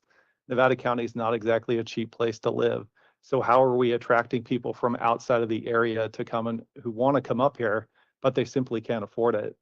I left a large agency in the Sacramento area. I couldn't afford to live in Nevada County. I was caught in the housing bubble and everything like that. So I commuted for a long, long time and still do. There's a lot of folks who are caught in that 08 bubble that really kind of sort of crushed all of us. So how are we attracting those people? How are we generating the next group of leaders? All of these new tools like Genesis and Code Red and all the other stuff that's out there, they all have a cost. And getting the next generation of leaders in law enforcement and fire being willing to take up the responsibility, at least on the law enforcement side. I've looked at my phone, I don't know how many times since I've been sitting here. We've gotten a CAL FIRE text and a couple other things. We've been sitting here for half an hour now. Getting people who are willing to do that and willing to sacrifice in this community, that's a real challenge for all of us. We've got lots of folks who are raising their hands, but maintaining that momentum is really something that's difficult to do. Last thing is the new legislation and things that come out is sometimes difficult to carry out in a rural community. So we have these mandates that come out to us that are drafted by folks who are disconnected from us. So yes, we should notify in as many languages as possible, but the federal tool we're provided to do that on the WIA system isn't capable of what was drafted in state legislation. How do we solve that problem? So making sure we have folks like yourselves advocating for us at the state level and the federal level is really a big challenge for us as well. And we're thankful for the efforts that you guys do. Thanks, Sean. Before we end with Chief Hudson here, I'll just mention that I met Chief Hudson in the midst of a big snowstorm. And we were battling through trying to get this community back and get them to a place of recovery and back to normalcy. And I mentioned that because a lot of times, even though our primary threat is wildfire here, we have so many other things that these agencies do that I think were highlighted. I mean, their crews were up shoveling snow. They were cutting trees out of roadways and things like that. But there's so much more that happens behind the scenes, including community education, defensible space programs. It isn't just fire. And it really, if it wasn't for like CAL FIRE and everybody else up here and their efforts, we wouldn't be where we're at. And it's really all through collaboration. But I just want to highlight that with Chief Hudson before he goes. Good, Chief. Absolutely. Well, thank you. Well, the burden of going last is my entire list is crossed off, and I don't want to sound like a broken record. So I think I'll put a little bit different perspective on it. I mean, I think you've heard today that we are excellent at collaborating in this county with all the fire districts, the city fire departments, law enforcement, the Tahoe National Forest. But I think from in my perspective, where we've excelled really, and will continue to excel and need to, and I'll talk about that in our challenges here in a little bit, is our preparation for the next response. We've learned a lot. We've been tested in this county, and we've been tested regionally in recent history with the River Fire, the Jones Fire. Those were in 21 and 22 back to back, and then followed by 2 hard winters of storms that it was all hands on deck. And I think where we excel is recognizing as a county that these significant events don't care or know what jurisdictional authorities or boundaries are, and that we all have something to provide and bring to the table and share these resources. And regardless of whose responsibility it is and who is in command of it, that we all have something to provide. And I think we've been very strong at that. I see this in this region quite a bit, but it is very strong in Nevada County as well. You know, we've been tested on some of these fires with significant suppression efforts, evacuations, which fall under the jurisdiction of law enforcement, repopulation, working with law enforcement and OES, and then recovery. And it took every entity that we had to accomplish that. And I think where we've been very good is we've learned from them as well, and we continue to apply that moving forward. And if you look at recent history in this county, the 49er fire was mentioned. That was lore to me. I wasn't in the fire service yet. And but that's what I learned about coming up. It wasn't until 2017 where we had a significant fire in Nevada County, the Wind Complex, specifically the Lobo fire, that really threatened some communities for the first time in a lot of years in Nevada County. I remember standing down there and looking at the sheriff. I was the incident commander for that, and said, we need to evacuate Lake Wildwood. When? Right now. And I've worked in this county, in Nevada and Placer counties and Yuba counties for about 25 years now, almost my entire career. And we hadn't been tested like that in a long time. And I think the recognition for all the agencies in the county to look at that and say, hey, we need to get together and train and prepare collaboratively, that's where we're strong and that's where our success is. And we've been able to accomplish that through joint trainings, functional exercises, joint planning, establishment of mutual threat zones with the cities within this county, and really working on prevention and fuels reduction efforts as well to get ahead of things. Because like I said, it's all hands on deck. We're all good sized agencies, some large, some small, but at the end of the day, nobody has the resources to accomplish it without the help of a neighbor and understanding what we're doing.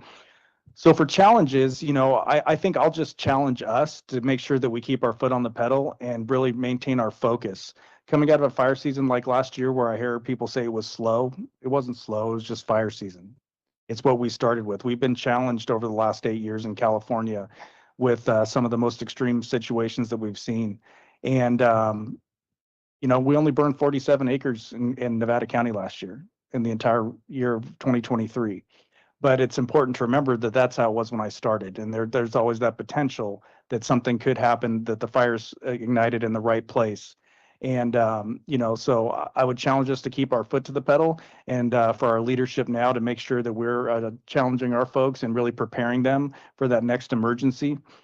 And really focus and make it our priority in this county and our goal to always work in a unified command aspect, to use unified resource ordering, to use unified messaging. It was some of the stuff I was going to talk about was actually mentioned by our elected officials here today. Messaging and jurisdictional boundaries, right? That is a challenge for us too. And, to make sure that we are providing the most pertinent and efficient and timely information to the public as we can. And that has to be done jointly because of the cross jurisdictional boundaries there. So that'll be important thing that I think we need to look for moving forward. And really, when we get a large incident and we establish command and we have incident management teams, or we establish our own organization within this county, we hit a battle rhythm and it's good. And the process starts to work. But, my goal is to really make sure that every agency here, including, I can speak for mine, that those first 24 hours that are most chaotic becomes part of we're a well-oiled machine and everybody knows their roles and everybody knows what they bring to the table and we provide it to each other. So I would just challenge that with that instead of, saying what we're challenged by. But I think that'll be what we need to do collectively as a goal moving forward. So thank you. Thank you very much, Chief. With that, we have about 22 minutes for discussion of questions, but I want to challenge you to think about something. What do we need more of? Is there anything that was mentioned here that surprised you? And where are our blind spots? Is there anything that we're missing? What do you see that we aren't doing where there's opportunities? Because we're up here to grow and learn rapidly. And that's something that we need to do together in all our communities. So with that, I will throw it back to you, Chair Bullock, to help facilitate some discussion. Okay, yeah, thank you, Craig, and thank you to our panel members. Insightful, certainly. So I'll open it up to the group. I have a list here and I threaten to call on you if you don't want to talk. But I'd like to hear, where are the threat? I mean, Bob mentioned it, where are the threats, right? So we'll start with that and then we'll move on to kind of Chief Kessman highlighted clear target, I think is the word you used. So a clear target on all these different shiny object priorities we have to reduce the threat of catastrophic wildfire. What is the clear target for us there? So anybody want to kick us off with the piece about where are the threats?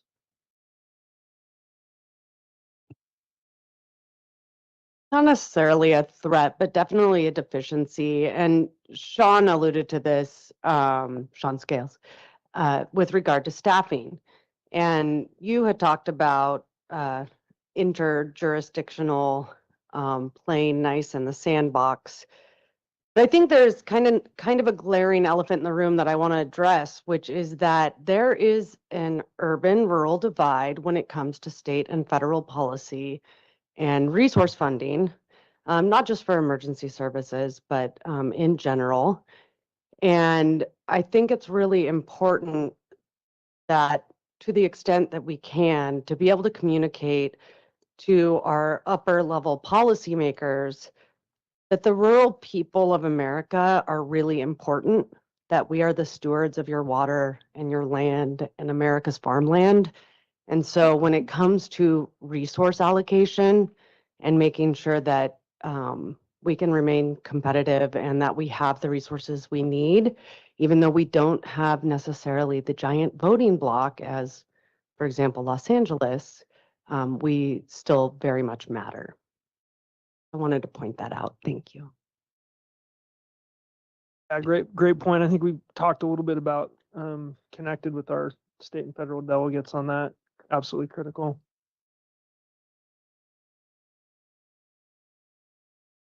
And I'll say that the jurisdiction, all of the agencies up here have their own legend reg priorities with legislation that's changing at all times. And I don't know if somebody wants to weigh in on that because we see it from our perspective. You have your own agencies that you're fighting for from a legislation regulatory perspective. Anybody want to weigh in on that? Because we may be misaligned there, right? We may be looking for A and you guys are all asking for B.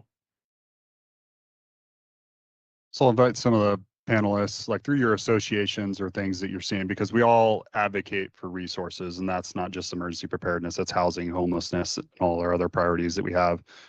What are you seeing, kind of the writing on the wall, and what are you advocating for that you think is a priority? And I'll start with you, Bob.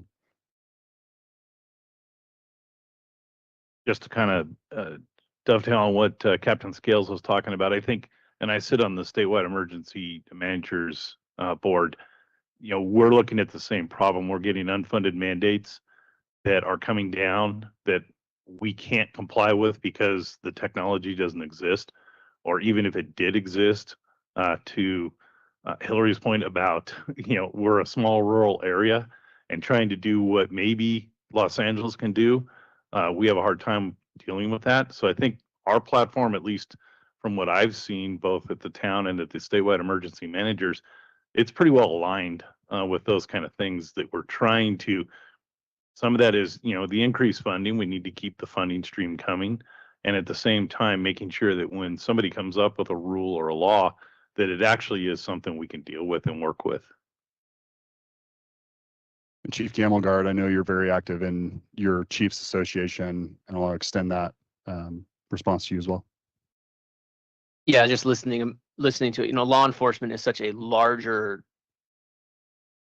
scope than this emergency management piece, but it's also different in different parts of the state and different parts of the country. So the emergency management piece related to especially natural disasters is a daily thing for us here that's not so much in other areas. So when we look at, you know, the California Police Chiefs Association or the Cal State Sheriffs and the policy issues that we are either working towards or pushing back against, I would say 95% of it does not have to do with, you know, the emergency management piece, but it does definitely take up a significant amount of our political capital or time, right? And so I think that having folks in this room who can help carry the water on that and ask us for help where we can help would be great. And we have people in the state capitol to help us do that work, both at the CSSA and the CPCA, and then I know the fire chiefs and others have that as well. So I think that just talking with each other and understanding what those priorities are, and then helping each other push on certain objectives,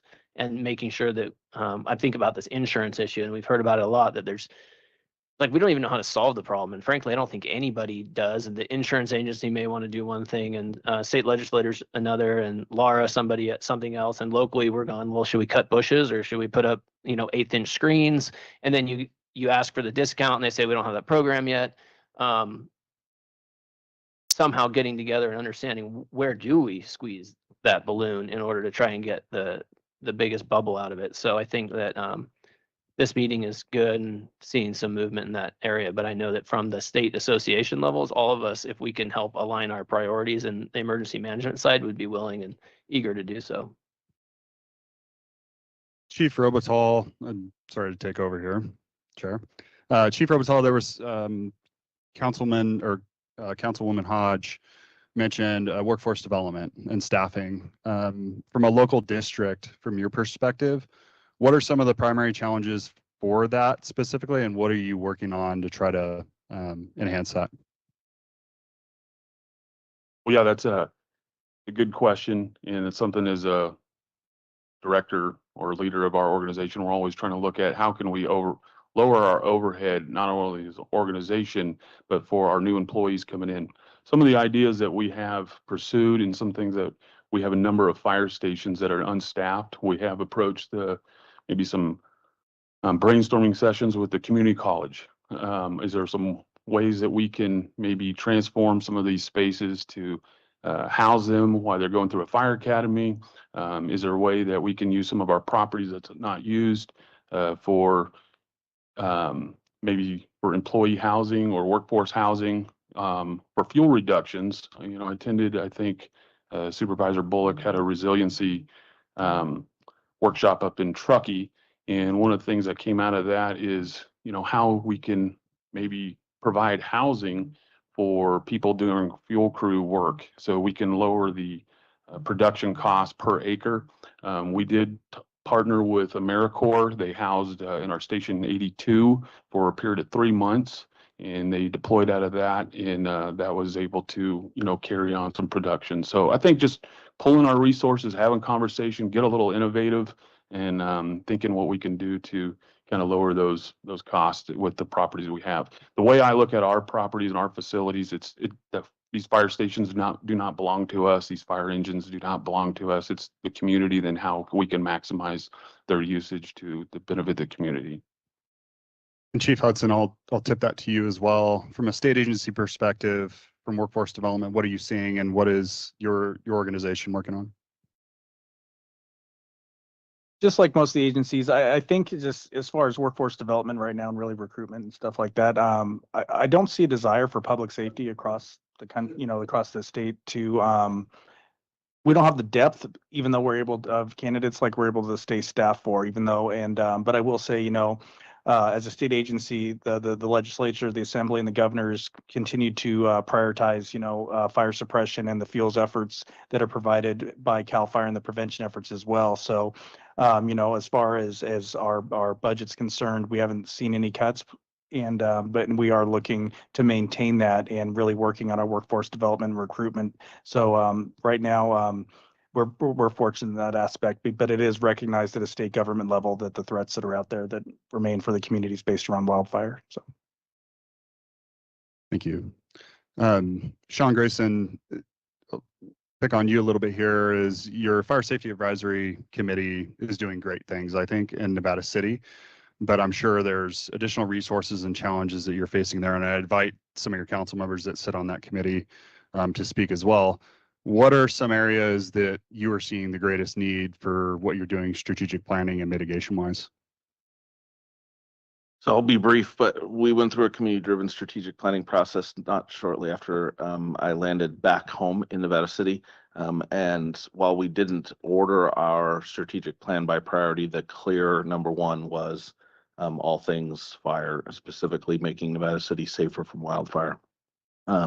Our Fire Safety Advisory Committee includes 2 council members, 5 appointed community members, and then a variety of others that participate in the process. And that is really where the rubber meets the road between what the community needs and what the council is going to direct us to do.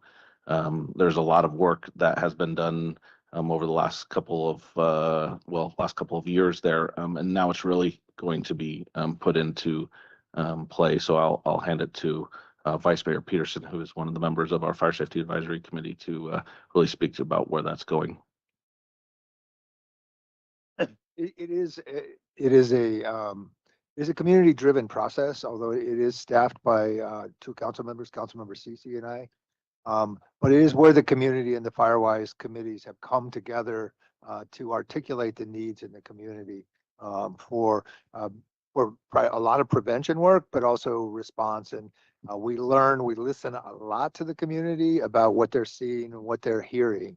And we've been extremely responsive over the last year, which did allow us to pass our sales tax initiative on a special vote with 69%. And that was driven by the community as well. So there's a deep engagement here with our community. And I referenced it earlier with the neighbor to neighbor piece.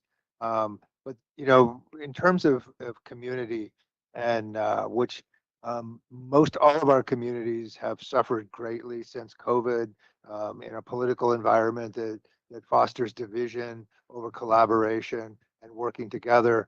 And you could not ask for a better organizing principle than fire prevention to bring the disparate members of your community together and reweave that fabric that has been so badly damaged over the last 4 or 5 years. So there's a deep understanding on the part of our council that we are serving our community, and it's always a dance. The community wants a lot of things that frankly we would never be able to deliver, but there's a negotiation and an ongoing conversation that has led to a lot of great success.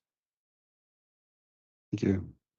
Chair Bullock, just really a question to talk about federal partners and federal properties. What do you think are the greatest collaboration efforts that we have going on now from your perspective? And feel free to kick this to any of your colleagues, but also challenges associated with that. Does anything come to mind for you? The good neighbor policy going into effect. I don't know if I'm using the right terminology, but essentially the good neighbor policy to do shared fuel break construction work on public partnership properties at the boundary areas. You know, my District 5, essentially the town of Truckee is surrounded on 270 degrees by, you know, fed lands or large acre private landowners. So I think managing that, essentially speaking, the Truckee River Ranger District has done great work recently. A bunch of fuel reduction projects. Truckee Fire's got Measure T and is also working in the same spaces. I think the biggest challenge, you know, that I see is just kind of the threat of ignition, and you have all this big, massive tourist influx and people wanting to recreate and spend time off grid, and they go out and they have fun and they park and they start fires. I think that's a huge threat to our community in East County. The Boca Stampede kind of complex comes to mind, but I think that's other areas. That's Washington, little town Washington, getting a lot of pressure, but not necessarily the resources to defend that or help people in those areas. I think that's kind of the pieces that come to mind for me. Any of the other supervisors? Go ahead, Craig. Well, I just think one of the challenges is with a lot of this is the dollars coming in here and how we're being able to use them. So I'm always challenged with regulation. And how, you know, we can get a lot more work done if we come together and I guess go above some of that. It's costing us a ton of money and years. If it catches on fire, it's gone, right? It shouldn't take so long to get studies done. It shouldn't take so long to get the ASEQUAs and NEPA, where you have to have two, is kind of ridiculous. So those are some things at the federal level and state level that they should be able to work on a little more closely so that work can get done. And then we have to always keep taking into the maintenance portion of this. So we're spending a lot of money getting things done. We could get it done twice as fast if we had a more streamlined process, because when it burns, it's going to be gone. So that I'm gonna struggle with that forever. I mean, we have projects that take 2 or 3 years. That burns in the second year. What have we accomplished but thrown money away? So how do we manage that? To me, that's going to continue to be an issue. I think the one important highlight that I think about too, just circle back to what Chair Bullock said earlier, is like what are our priorities and what is our lane when it comes to emergency response and preparedness. You think of our roadways and maintaining our roadways and ingress and egress. We have triple the number of privately maintained roads as we have publicly maintained roads. So what is our role in protecting our citizens when it comes to private property ownership? And that comes to winter storms, that comes to evacuations, all of this piece. What role do we play as local government? So I would invite your board councils to, if you have any thoughts on that, please speak up now, or you have any questions regarding that with our panel here.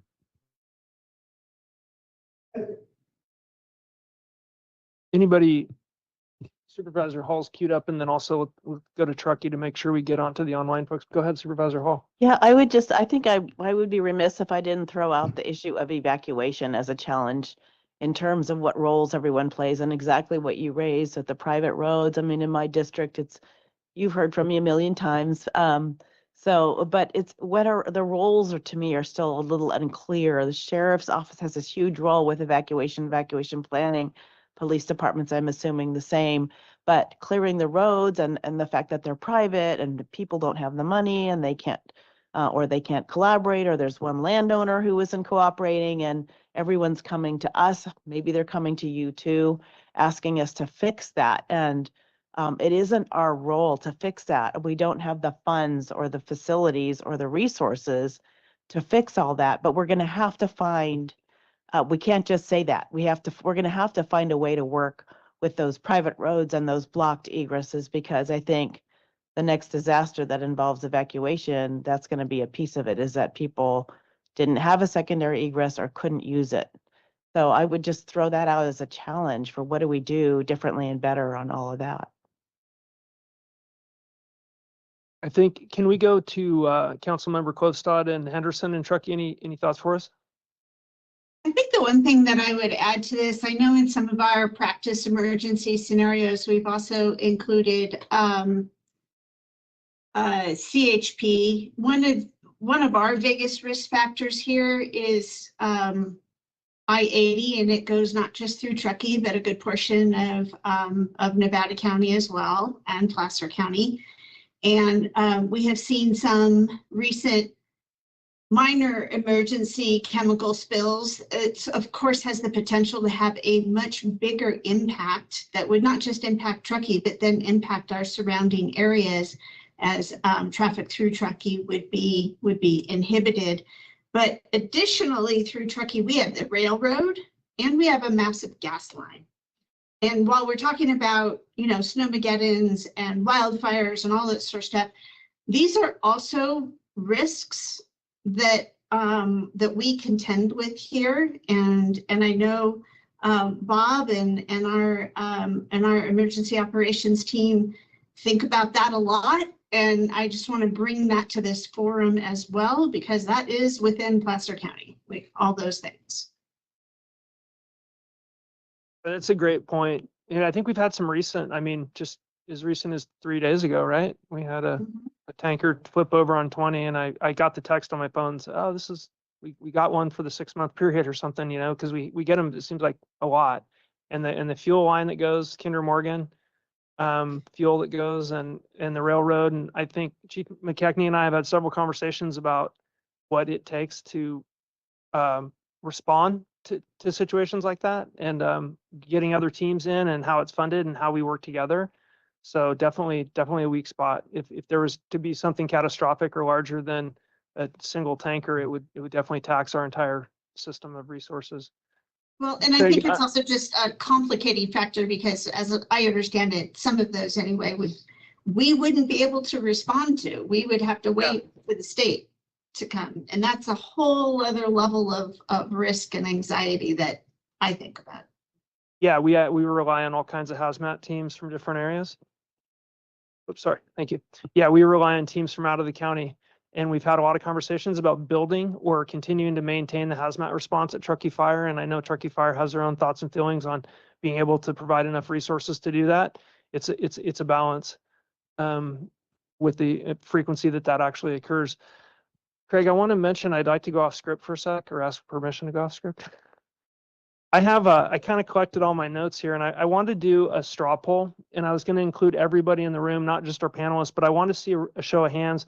I kind of recorded 5 key areas that we've all kind of hit on, threaded through the original elected official conversation, and then the agency narratives too. One of them is, and these are in by number, one of them is vegetation management. Number 2 is home hardening. Number 3 is education. Number 4 is green waste. And number 5 is staffing. If we all take the opportunity to have 2 votes, so we can only vote twice, I'd like to see a show of hands. And we just want to take a straw poll, and I don't know if you can just glance the room or something, entertain me. So you get 2 votes. Who wants to raise their hand for vegetation management? In the entire room, we're going to go the entire room. Just counting feverishly. You could just estimate it. You could give a percentage basis. Okay, vegetation management. Number 2 is home hardening. Shiny object number 2, home hardening. We have Gary. Thank you. And Bob. Ransom. I'm sorry. Okay, so we had less, significantly less. Education, public education. And I'm sorry, communication. Thank you for clarifying that. Education, communication. I'm going to raise my hand on that. Okay. Now we have green waste. 3. Okay. Yeah, let's have 4. Staffing, resource and staffing. We're going to put those 2 together. Pretty much unified on that. Okay. Thanks. You're going to go back to that one. Craig asked me at the onset of this meeting, he said, give me something to quantify actionable steps that can be taken by our shared jurisdictions to change the world. So that was one off script way. We're going to try and do that. Anything else, Craig, from you or the panel members? No, I just will highlight, you all play such an important role during an emergency. Even if you're not out sending emergency alerts or out evacuating people, you are on the ground information in your neighborhoods with your constituents. You are passing policies to support resources and so much more to support all of us. So you just being here today shows that as well. So I just want to thank you for your participation here and really the support for all of us. And lastly, a huge thank you to the panel and all the emergency services personnel. Please join me, give me a big round of applause.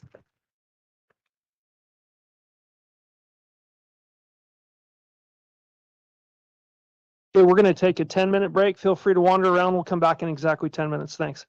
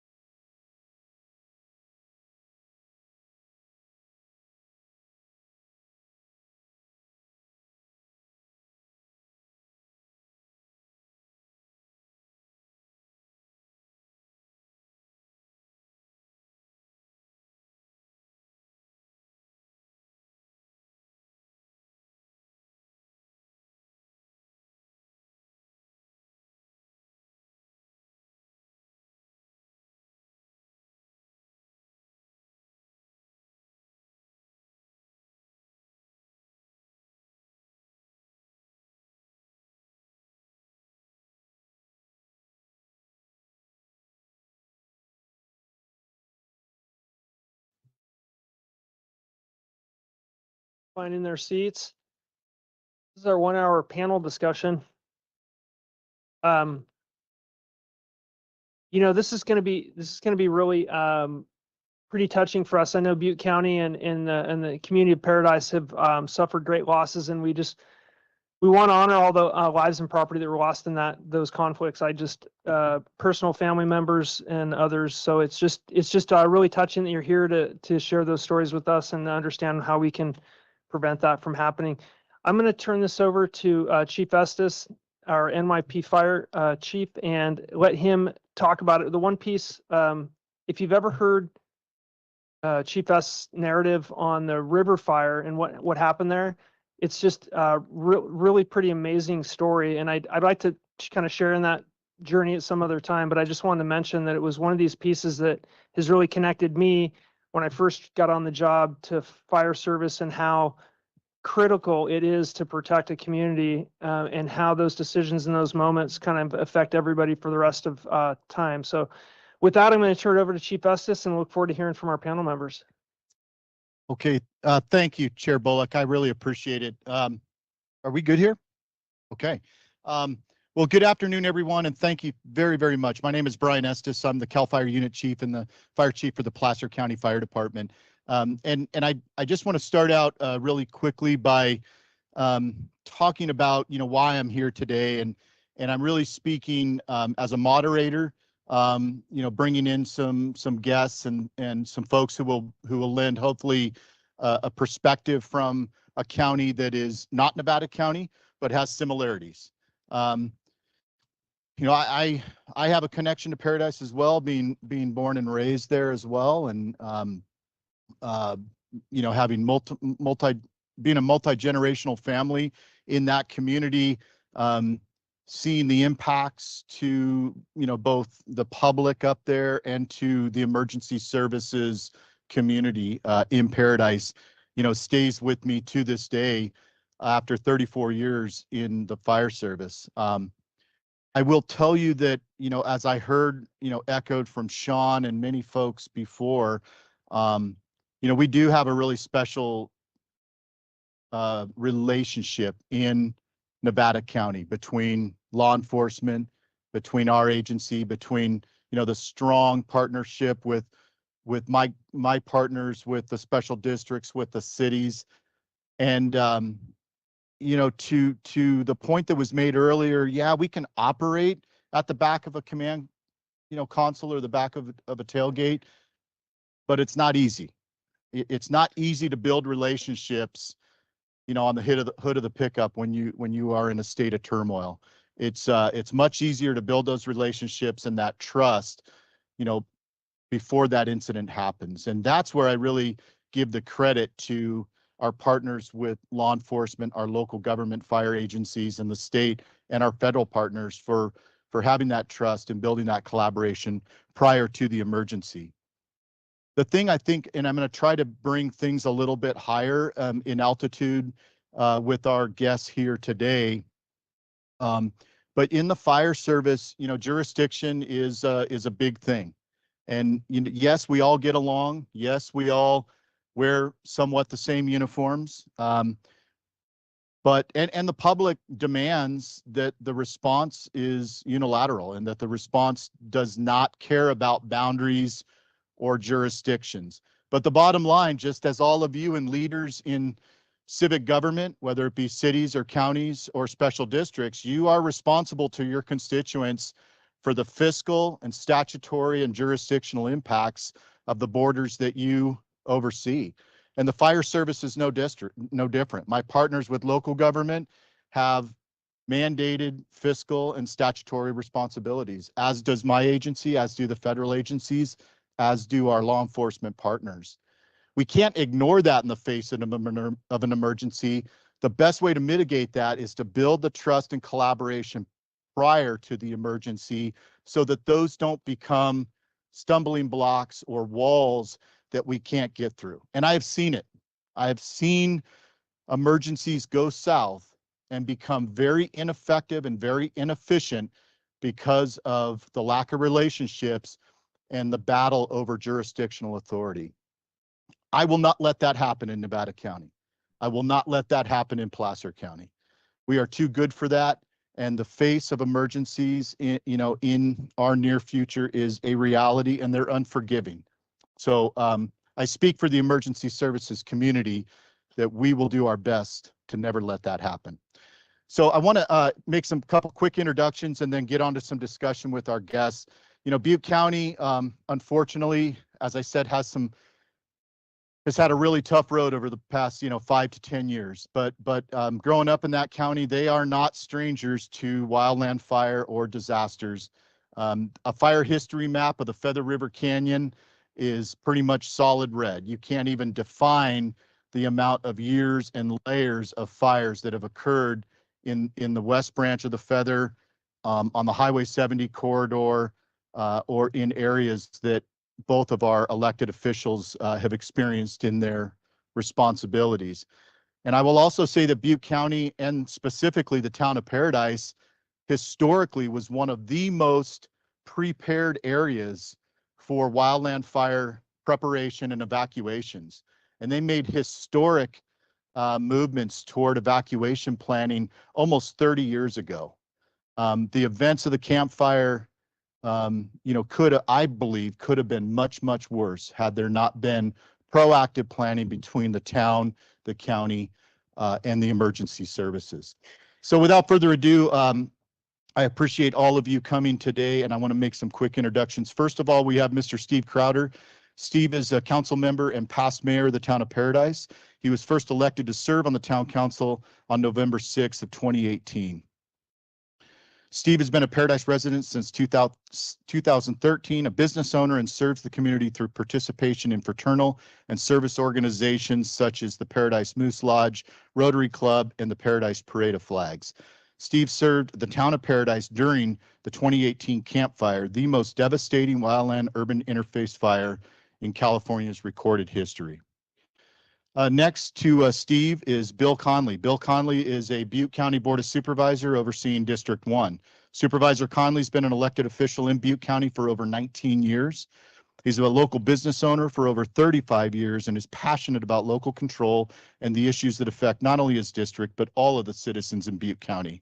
He currently serves as the chair of the Butte County Board of Supervisors, holds positions within Cal LAFCO, Sierra Sacramento Valley EMSA, CSAC, and is the chair of the Butte County Association of Governments.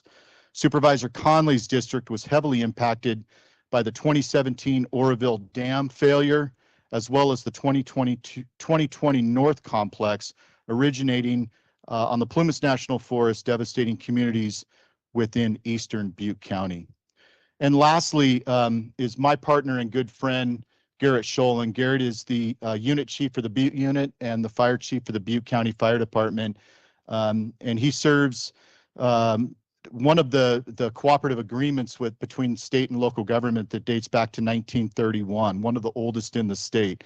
On March 2nd, 2022, Chief Scholen was appointed as the CAL FIRE unit chief and county fire chief in Butte County, where he serves as the chief for unincorporated areas, the city of Biggs, Gridley, Oroville, and the town of Paradise. So welcome, gentlemen. I appreciate it.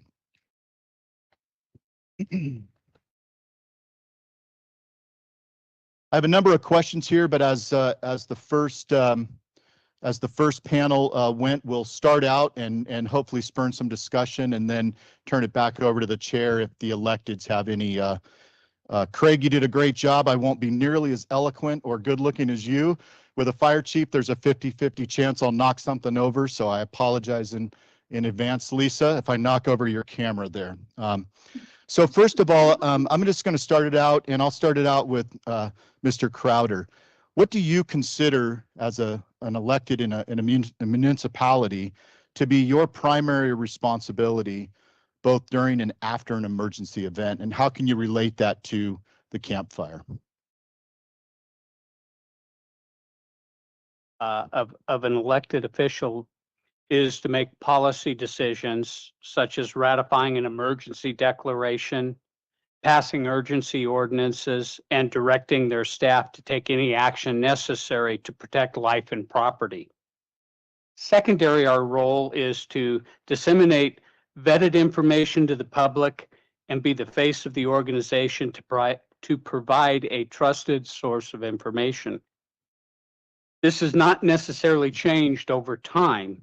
However, in my experience during multiple emergencies, I've gained insight into the importance and weight of this role, especially getting the proper information out there. And one other thing I just want to say is I'm very familiar with Nevada County, Nevada City. My wife and I owned the candy store in Nevada City from 2001 to 2010. And we had a second home, which became our full-time home up near Buller's Bar Reservoir from 2000 or from 1989 to 2010. And boy, I knew we lived in a fire zone there and never really gave it much thought. And then we moved to Paradise, and I'm reflecting a lot about where we lived here. And maybe you could just expand a little bit based on what you know are your primary considerations as an elected during an emergency. How did that equate to what you saw during the campfire, and how did you affect some of those responsibilities? Well, everything kind of changed that day. Everything was kind of hands on deck. I spent the day up in Paradise directing traffic. We were evacuating the town. We lost our communication.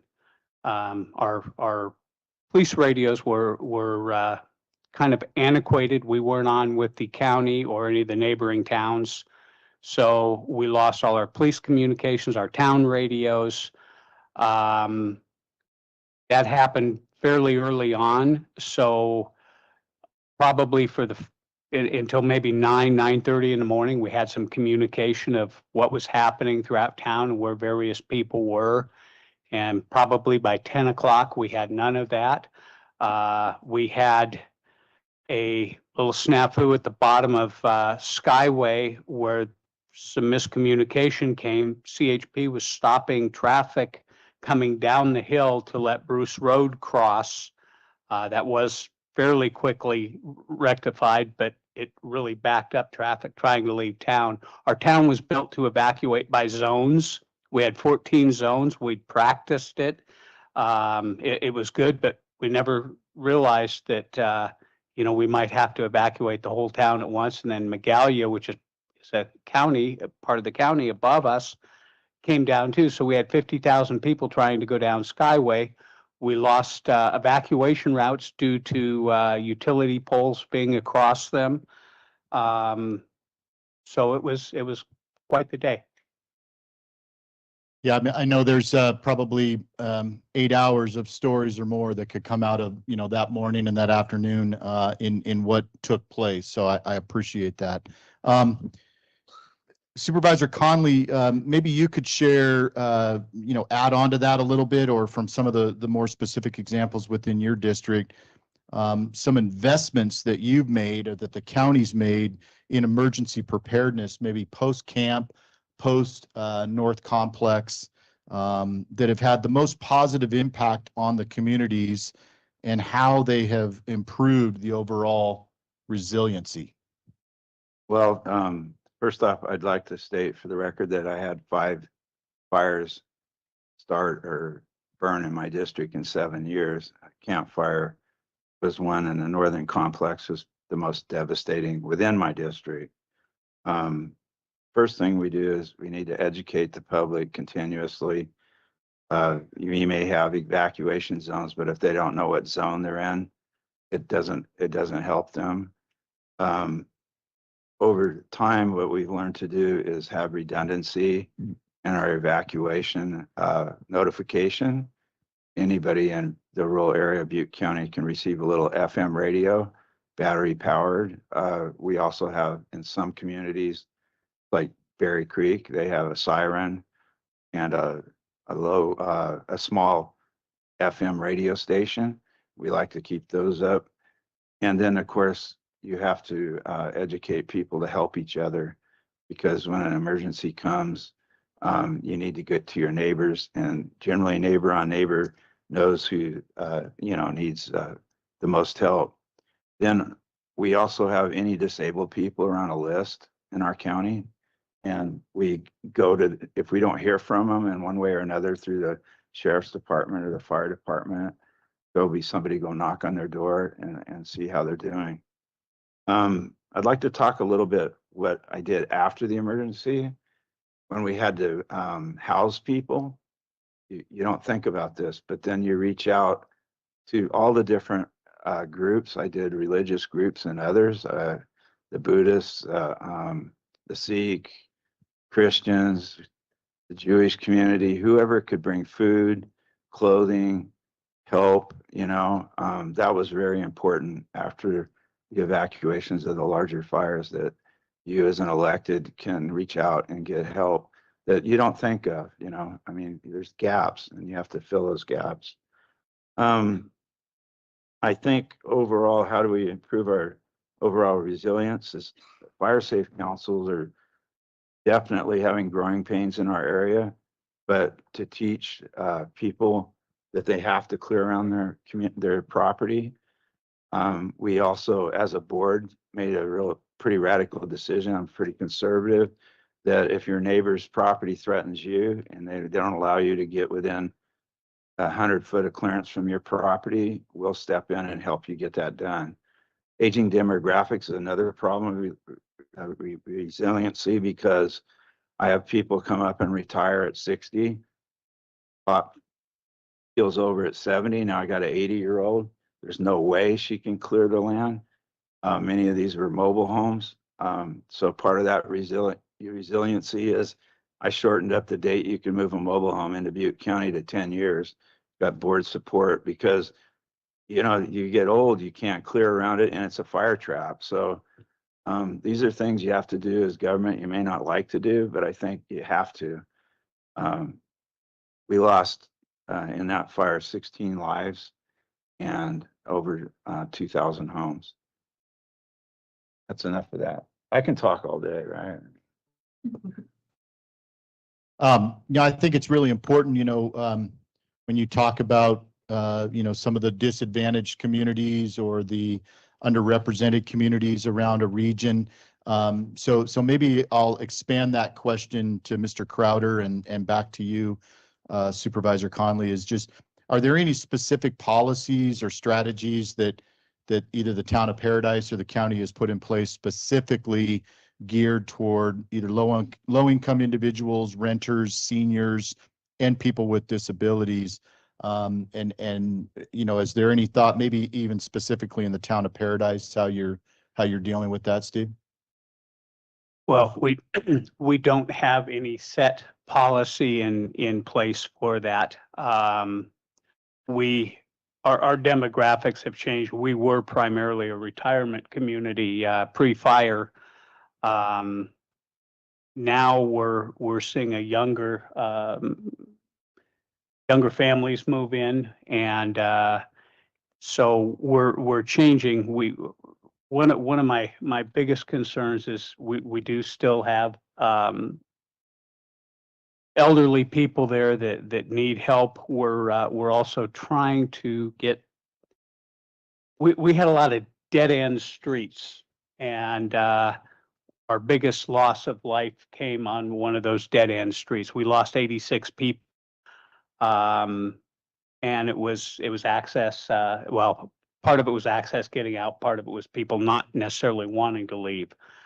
So we're trying to work on doing some connecting dead end roads and things like that to make it a safer community. Vegetation management is huge for us.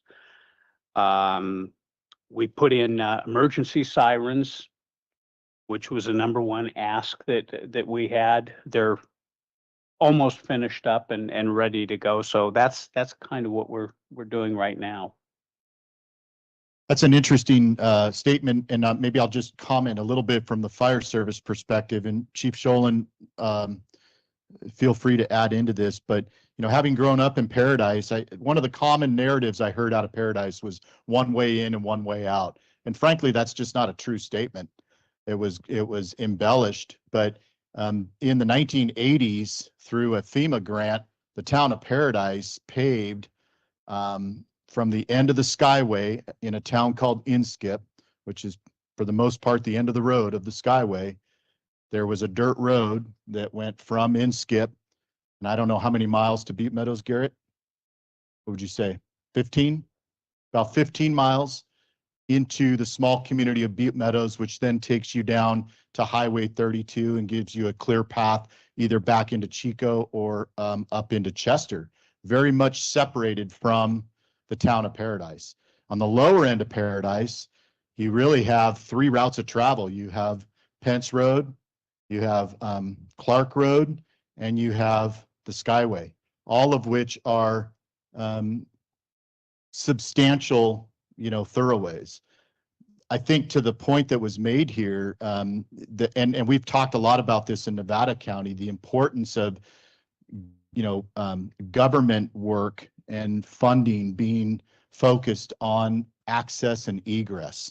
I think the dead end road thing is a really important element of some of the hazards that occurred and some of the elements that occurred in the Camp Fire. There were some folks that were trapped on roadways in the path of evacuation. There's no doubt about it. But dead end roads, I think, are really an important thing, and we have a lot of that in our region. And I think that's something that as government officials, cities and county officials, we can address. But I am a believer from a fire service standpoint. We only have so much money and so much ability. I could not agree with Sue more about the constraints of NEPA and CEQA. It drives me crazy when we have the money and the willingness and the people and the effort to want to get things done, and we're driven by regulation. And private property, I'm very much a believer in private property rights, and it's very difficult when you're trying to patchwork together, hundreds of private ownerships to do these landscape level field reduction projects. We've been very successful in Nevada County with the Ponderosa West field break that started in 2019, but that was only possible because of CEQA relief, and that no longer exists.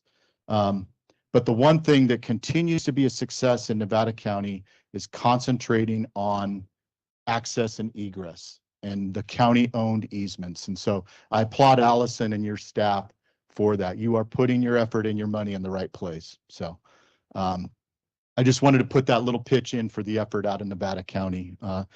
Maybe I'll turn it back over to Chair Bullock for any additional questions or comments specific to some of those efforts towards the communities. Yeah, thank you to the panelists for the those are really difficult stories to hear, and I think as a regional your regional neighbor, we followed in all of that tragedy and difficulty, and I've been back to Paradise several times and seen what's being rebuilt there, and so we wish you the best of luck. Yeah, I think we do. It's interesting that the dead end road piece is interesting because I get a lot of discussion from different people who have private property who want to develop that property for multiple uses. Could be farming, could be residential, could be other, and they want to understand why they can't utilize their property in the way that they see fit based on fire restrictions to the new road standard. I think, we have to what Supervisor Connolly said is we have to do tough things in government, and you have to have those really tough conversations with constituents about why it's not appropriate to locate those type of uses. They're just not compatible anymore from that perspective. That's one thought. The other thought was, we spend a lot of time, I think we're doing some GIS work and some grant work, finding the edges of our roads. And our CDA director, Tricia Tillotson, and I always have great philosophical discussions about these wagon roads that have turned into county roads that end in private development, and it's a very complex structure of easements and connected roads. And so I don't think it's easy, but I think it is something we have to tackle. And I've always talked a lot about where does road maintenance end and where does the maintenance of a road that's closed start? How do we go to the end of a road that's, maybe poorly maintained or at the edge of our maintenance capability, and then find a dirt road that can get some neighborhood out? And I think Supervisor Hall mentioned that earlier. We have a lot of constituents in the outlying areas that want to understand how to get out. So it's very, very challenging. Any of our other elected officials want to weigh in? No, that's a good point. I would be interested to visit about that, how you're talking about connecting, because that's one of the things we are challenged with is property rights. We find these connections and we don't have the ability to do it. They're there. And so I'd be interested if you were making any headway with that. So something we could talk about offline, but it is a challenge as we Well, I look can- for emergency. I can talk about it right now. I mean, we just don't allow any development to go in that doesn't have a second way out, or we limit a cul-de-sac type of development to so many homes so that it's safe. We also require any new development on even a private dirt road to have access for fire engines and turnouts, because some of them are so narrow. If you don't have a turnout, you can't get out by the fire engine. So we've made those decisions over the years. Now, I do have 119 miles of county dirt road that we have to maintain with the same access problems because they're all wagon roads and prescriptive easement. But the moment somebody develops, we require a 60-foot easement. So if you're going to develop back there, we got to widen the road. You just have to make the decision because people are going to die. And that's what happened. You know, the 19 people that died, many of them too. I'll say this, that wasn't said here. You can tell everybody to evacuate, and that's what an elected has to, they'll call me up. Is it really true? You got to tell them, yeah, it's true. You got to leave, because many people died because they're stubborn. And they had fires come through and they made it, and they stayed in place and they made it. And then this fire, they didn't, right, Chief? Yeah. So, yeah, you got to make those decisions. You got to stick with it. It's public safety. And as far as roadways now, our biggest deal is we got all these dead trees. They've been burned. So now we're worried about them falling and getting in the way of somebody trying to get out with a heart attack or whatever. Add to that. I just want to kind of broaden the conversation even a little bit more. It was brought up earlier by one, I believe, the council members over here, the three things to focus on: prevention, response, and recovery. And I think once you're hit with a situation that happened in Butte County, you're in the recovery mode, and you're not in the recovery mode for months. You're in it for years. We're still in it today. Yeah. And I want to say about the third year into our recovery mode of the Camp Fire, we had the North Complex stacked right on top of that. And it's easy to look from the outside, but it's more difficult to be on the inside and change your mindset to get back to prevention. What is that? And a lot of the conversation that I heard here in the room today is about prevention, vegetation management, and those things. And how do you prepare yourself? How do you get yourself, and how do you look in the mirror and say, how are we ready? Are you ready? Is your EOC ready to deal with the Camp Fire? Ask yourself that. Is your fire safe council prepared, educated? Do they know where to get resources and start working on the vegetation management programs that you guys are envisioning? Because those are the folks that are doing it. The state provides funding and resources, but those are the folks that implement it. If those groups aren't strong, you're going to struggle. Communities will struggle. Collaborative groups, one of the things that came out of the Camp Fire is we developed a collaborative group 2 years ago. And this group isn't meant to do anything other than we get together and we make a map. The map that the Fire Safe Council's project's on, the city's project's on, we're on one map now. So when we decide to do something, it goes onto a map. And if your neighbor's doing something, you can talk, you know who to talk to. And you start talking about grants. Who's going to work on what grants? You're not fighting over the same grants. We're not competing for the same dollar that everyone's in there. And that's a difficult and long conversation, but it's what came out of recovery. And the other key component 2 years we launched when I started here was how do we, I heard a conversation, how do we get, adults are difficult to educate on evacuation. And so one of the things that we looked at was a program called Be Ready Butte. If you can visit our website, bereadybutte.com. And it's not just a website. It's something I wanted more and greater than that. And one of the programs we launched here 2 weeks ago was through our schools, county school superintendent, and daylighted it was a fourth grade, a 5-day program where each day of the week, fourth graders get a program on what it is that we're looking for. It's on evacuations. They go home and they do evacuation plan as homework. It's on evacuation zone, knowing your evacuation zone. That's where it starts. And it takes time to put those programs together. But it's a hard look in the mirror of looking at what our folks need, reaching out to our rural communities, because you're absolutely right, whoever made that comment, they're not the same as the town of Paradise. They're just not. And what are their needs? How do you reach them? And getting into those community groups and building trust is a key component out of that recovery effort. Because you'll measure the dollars. The most expensive any disaster is recovery, Right behind that's the response. What we can't measure is prevention, and we all throw out dollars of what we're throwing at it, but nobody cumulatively knows how much we put into it, but it is the biggest investment we have. So I'll pause there, Chief, and let you. Yeah, that's Garrett and I face these same as fire chiefs. We face these same challenges as I know my local government partners do as well. Is you want to implement things that have measurable and attainable, optics to them, right? And fire engines and red lights and sirens have optics, and recovery and EOCs and assistance centers have optics. We are physically doing things and serving the people. The toughest thing about prevention is it's like painting the Golden Gate Bridge. It's something you can never get credit for, because as soon as you cut something, it starts growing again, and people don't always see it, and people always maybe make a judgment about what they think the success of that has or has not been.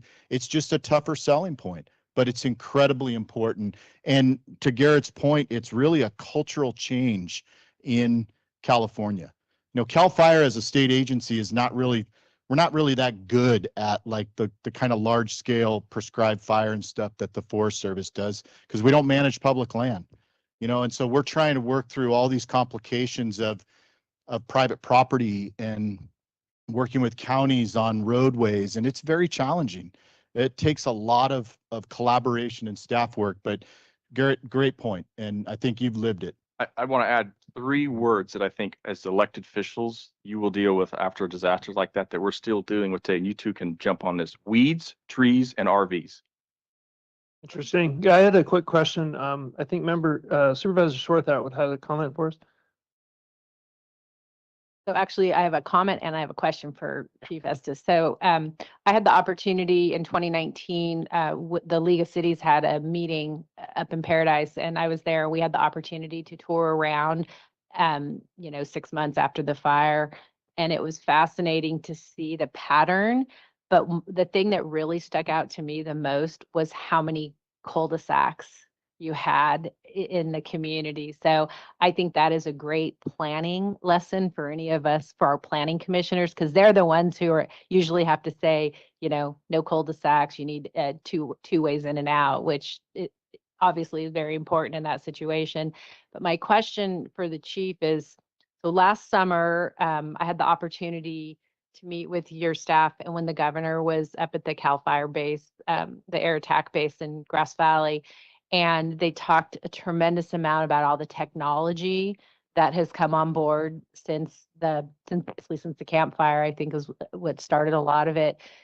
If some of that technology had been available in 2018, do you think that could have helped prevent the severity of the Camp Fire? Do you think if that technology had been available with the camera systems and the detection that they're looking at, that it could have been stopped before it caused the devastation that it did?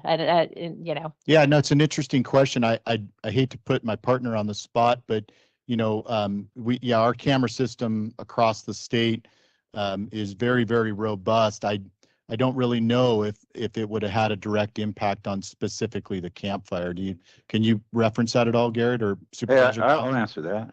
That fire was little. Some idiot flew their drone around, and a helicopter that was going to put the fire out had to go home. And that's really what made the Camp Fire get out of shape. But as far as the general, go ahead. I think, the answer to that is no. I don't think technology at that point would have made any difference. We received the notification, the fuel loading there, the line of topography, the winds in that location, that fire was going to run and do what it did. So I don't believe technology in the sense of detecting that fire any earlier for fire response would have made any difference. What may help in the future is, now that we have those systems in place, we can better plan for long range evacuation planning, because we're not just looking now at, in those days we were looking literally pretty close within just community areas and not too far ahead. Now we're looking miles ahead, and that's how we look at it as managers now. And if the managers aren't doing that, then they shouldn't be working in California, in my opinion, for firefighting, because the technology is there for us to make those plans ahead of time and to notify those communities. And just as all of you are here today, it's a wonderful thing. It affects all of us. The people that left Paradise, where'd they go? They went to Chico. They went to Orville. They went to places there, Grass Valley, but most of them went to Chico, Orville to start with because they had to get gas and food and leave. And so those communities now, if you were to speak with them, they took the brunt of that and they still are to this day from those incidents because people choose to not move back or for whatever reason.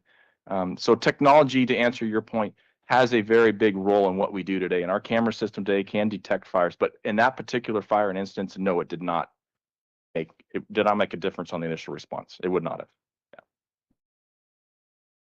I'd like to speak about recovery. Afterwards, you have to make a decision to let people stay on their property, which we all want them to recover. But in the Northern Complex or Bear Fire, this wasn't caused by PG&E. It was caused by the Forest Service. And I could get into the weeds about that, but now I have all these people underinsured or not insured. They want to camp on their land. And now it's very hazardous because, you know, out of empathy, you let them camp there, but then you got to draw a line. So if something like this does happen, know that for every action you make, there's going to be consequences. And the consequences now, I literally have probably thousands of people living in squalor, you know, because we allowed them to camp out of the goodness of our heart. The other thing is the lack of maintenance after the fire. You drive up into where the fire was, it's a hazard because what comes up, very wet winter, we're at lower elevation, we got a lot of weeds, we got madrone, buckbrush growing. It's gonna be another fire within 5 years if we can't get a handle on it. So it seems like even when we do vegetation management without maintenance, we're gonna be right back where we were. It's a tough decision to be in, you know, when people get burned out of their homes and want to go back there and live. But my advice to you, if you have to face it, is set a reasonable deadline. I think Paradise might have done a little better job than us on that, but we still have issues with it. We did set deadlines and we've extended them at least 3 times. Part of the issue with our fire is we impacted such a large area. There was no place for anybody to go. People were having to go to Grass Valley, Sacramento, Redding, there were no motels, nothing was available. So we allowed people, after the debris was cleared out and the toxins were removed, they could live on their property in a trailer, and it was supposed to be, I think for 18 months the first time. Well, that wasn't enough time, so we've kept extending it out. We've got at one point we had about 600 in town. We're down to about 160, and we're having a hard time ending it because they still don't have the means to move on. So from the new houses that are going in, I'm hearing, I don't want to live in a trailer park. So we're trying to balance this out. We're having, we've extended until next April, and then we'll see where we go from there. But we have been whittling it down. But again, it was one of those tough decisions that we had to make, and doing it all over again, I'd make the same decision because we really didn't have a choice. I have a question. To what extent are insurance companies responsible for speeding up or impeding the recovery from a fire?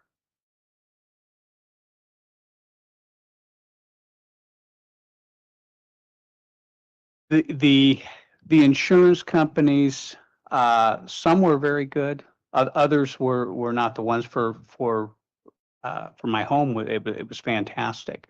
Ones for my business, not so much.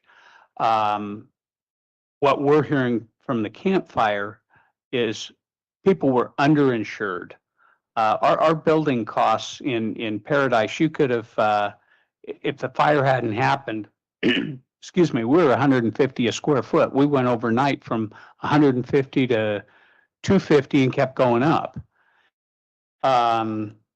People were waiting for the Fire Victims Trust money to come through. They're still waiting, not a lot, but there are people that are still waiting for it. It should close down this year, but that was the other reason they couldn't get on, is they were waiting for this money. And we're 5.5 years in. So I think that was probably a bigger hurdle than the insurance companies.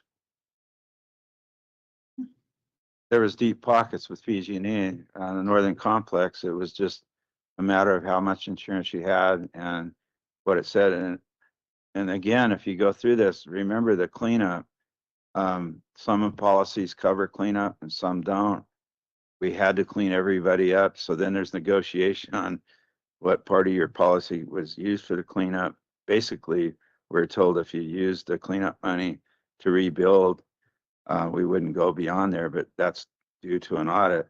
The other thing that happens to you is the wear and tear on your roads. You would not believe how much wear and tear on the roads when you even clean up 1,200, let alone thousands of homes. So I advise you as electeds in and out of cities, towns, and in the county, have a good inventory of your roads so you can apply for FEMA money to repair your roads, which we did get some. And to that point, we had, before the debris removal program, we had a drone company come in and fly all of our roads. And not that they were in the best shape before the fire, but it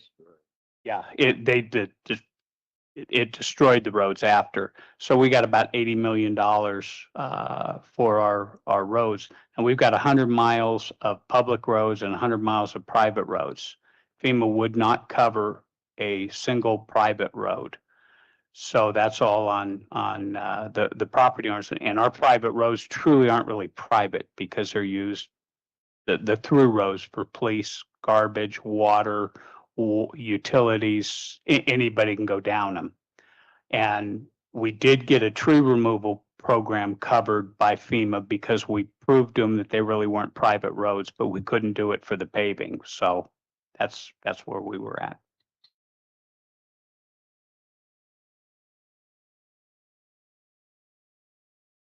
So if you had lessons learned and you had to make a list of the 10 top things of lessons learned, things maybe you could have prepared in advance for, things that during and then after, do you have, I'm sure each one of you probably have a list, and they may be the same and they may not, but I think that would be helpful for us to just know, as a takeaway, lessons learned. The most important lesson was when a community looks like it's going to burn, it will. And that was when I went up into Berry Creek or Feather Falls. I go, oh my God, all the work the Fire Safe Council is doing, which was really small at the time, you could tell it was just overgrown. Many properties weren't cleared. And if a fire did come there, it was going to be catastrophic. So lessons learned, we have to advance the education and responsibility of people to clear. The other thing is we need reform. We need to all, as a region, get reform on CEQA. We're trying to get CEQA countywide for all our Fire Safe Council work, because if you have to go to CEQA and NEPA every time you do a fire break, and then there's a maintenance of the fire break and you got to go through the process again, that's a lesson learned too, because it's not there when you need it. We struggle with that. I think beyond that, there wasn't, I think in the case of the Northern Complex, it was a case of the U.S. Forest Service, and nothing against the rank and file, but the management would not listen to no less than 3 entities asking them to put out a fire that grew from 2.5 acres to 30 acres. And they would not listen. They would not let Jackson Logging, who lost all their equipment, insured or not, it's still a loss for a small family operation. SPI offered, even CAL FIRE offered, And then when a 50-mile-an-hour wind came, I lost, like I say, over 1,200 homes and 16 lives. I want to make sure I look down and make sure I don't say that wrong, because 16 people passed away because of that. And so we need to, as a region, insist that these fires are put out. You can't let it burn. I mean, we're not going to get there. And going forward, I'm really scared because I don't think we have a maintenance program after these fires. I know we don't.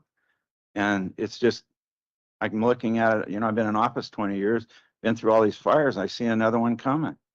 So the lesson learned is to prevent it if you can, and afterwards get a maintenance program going. And as a region, we need to argue that CEQA shouldn't be applied to these projects each and every time we do maintenance, because it's the biggest inhibitor we got. Quick question there, Chief Estes. As a state entity, what sort of pull do you have to talk to the state delegation about changing that and streamlining and reinstituting the fast track on CEQA?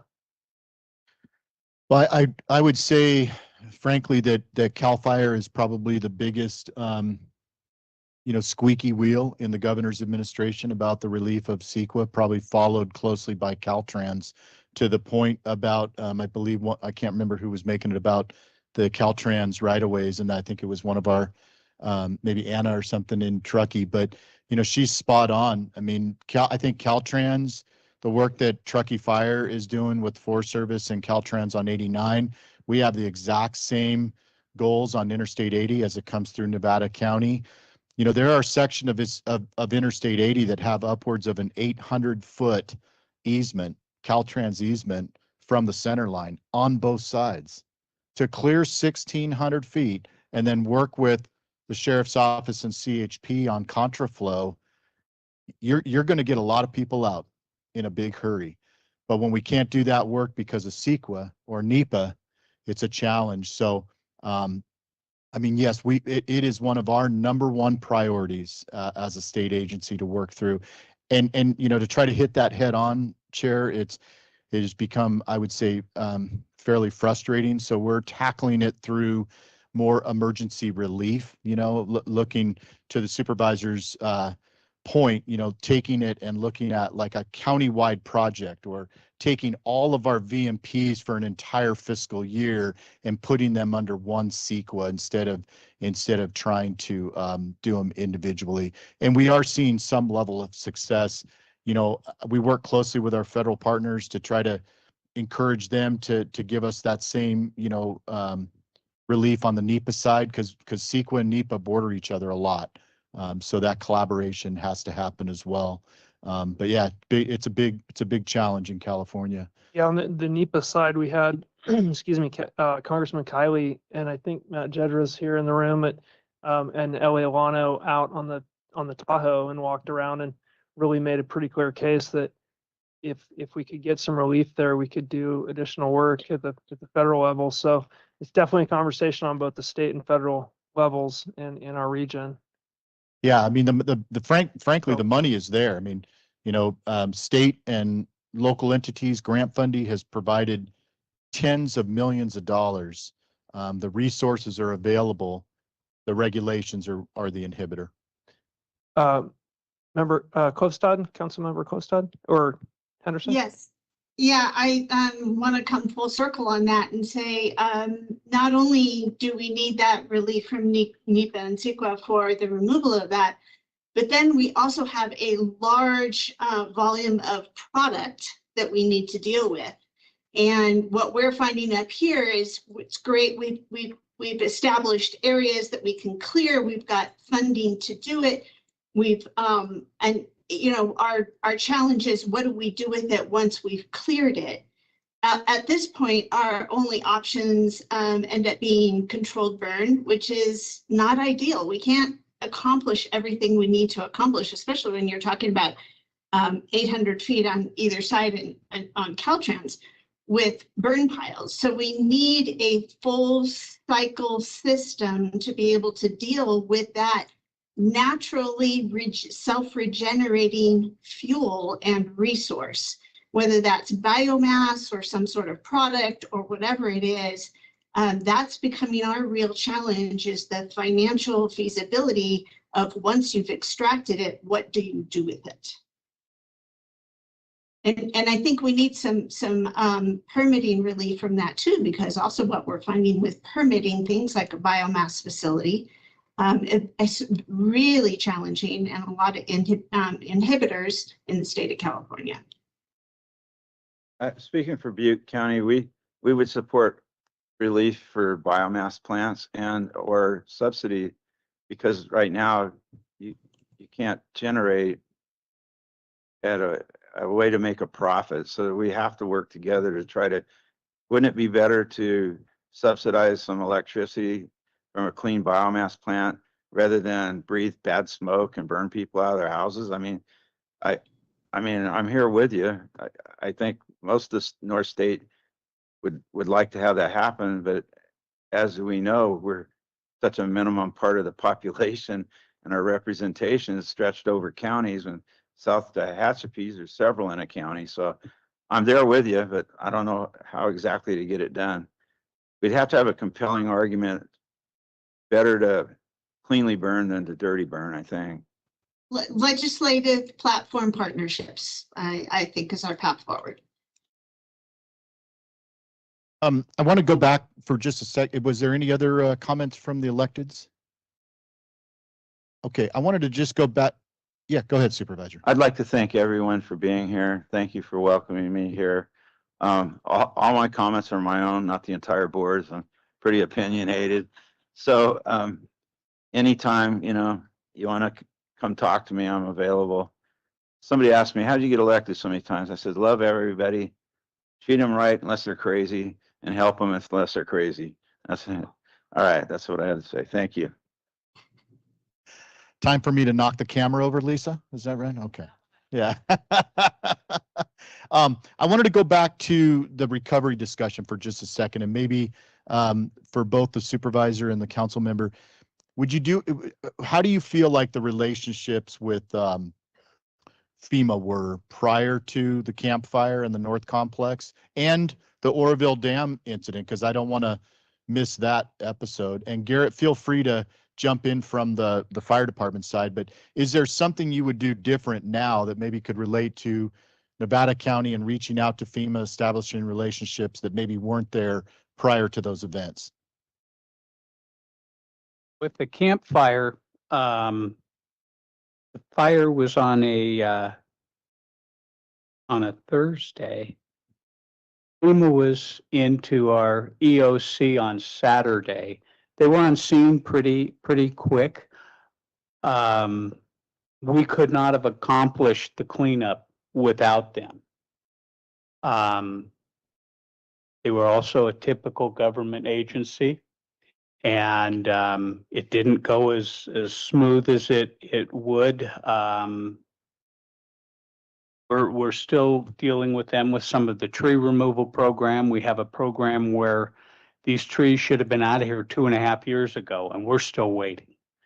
And it's just such a big machine, it can't get out of its own way. And that's hard to take. However, like I said, that being said, I'm so grateful they were there, because our cleanup took 9 months. Santa Rosa took 2 years, and they weren't nearly as big as us. So I've seen them learn as they go along.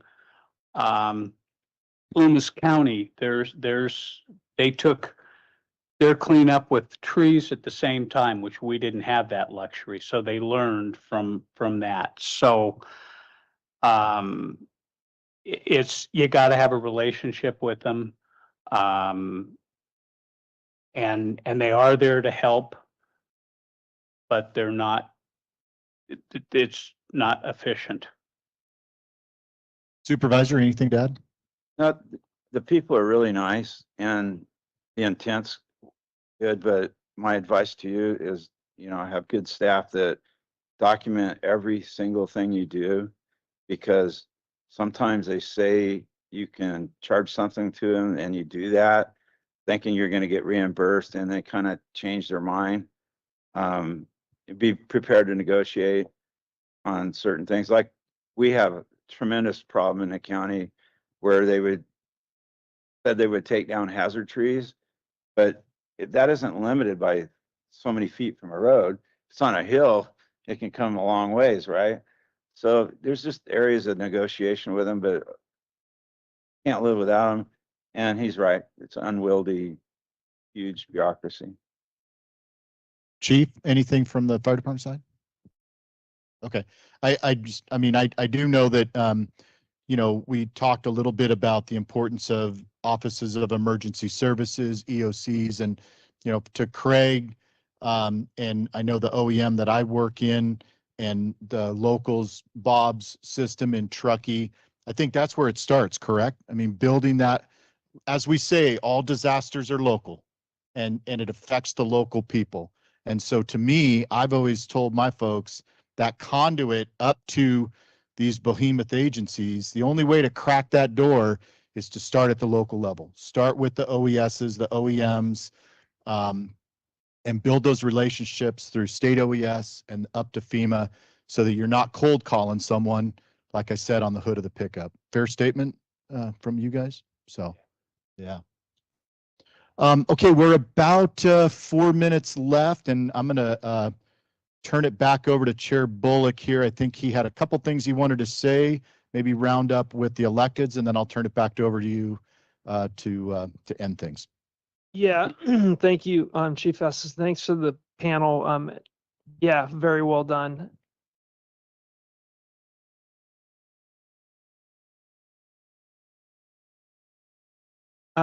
We are going to, I'm going to ask, kind of go off script again. I like doing that. I'm just going to go around the room on the elected side very briefly and ask you to summarize just in one sentence what your thoughts are so far. We're going to move on to public comment and then we'll have a closing. So just, you know what, I think I'm going to change it a little bit. Please prepare yourself. I'm going to ask you right before closing to have one sentence about today's activity.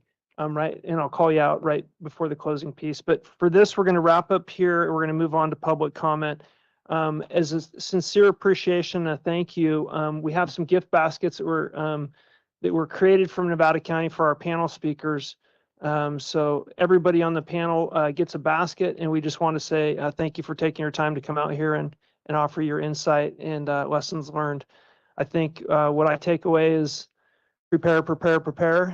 Get prepared on the front end, because once we get into the recovery and those pieces, they can be quite lengthy in time. And we'll wrap that up later on the conclusion side. But Chief Estes, thanks for leading us in the panel.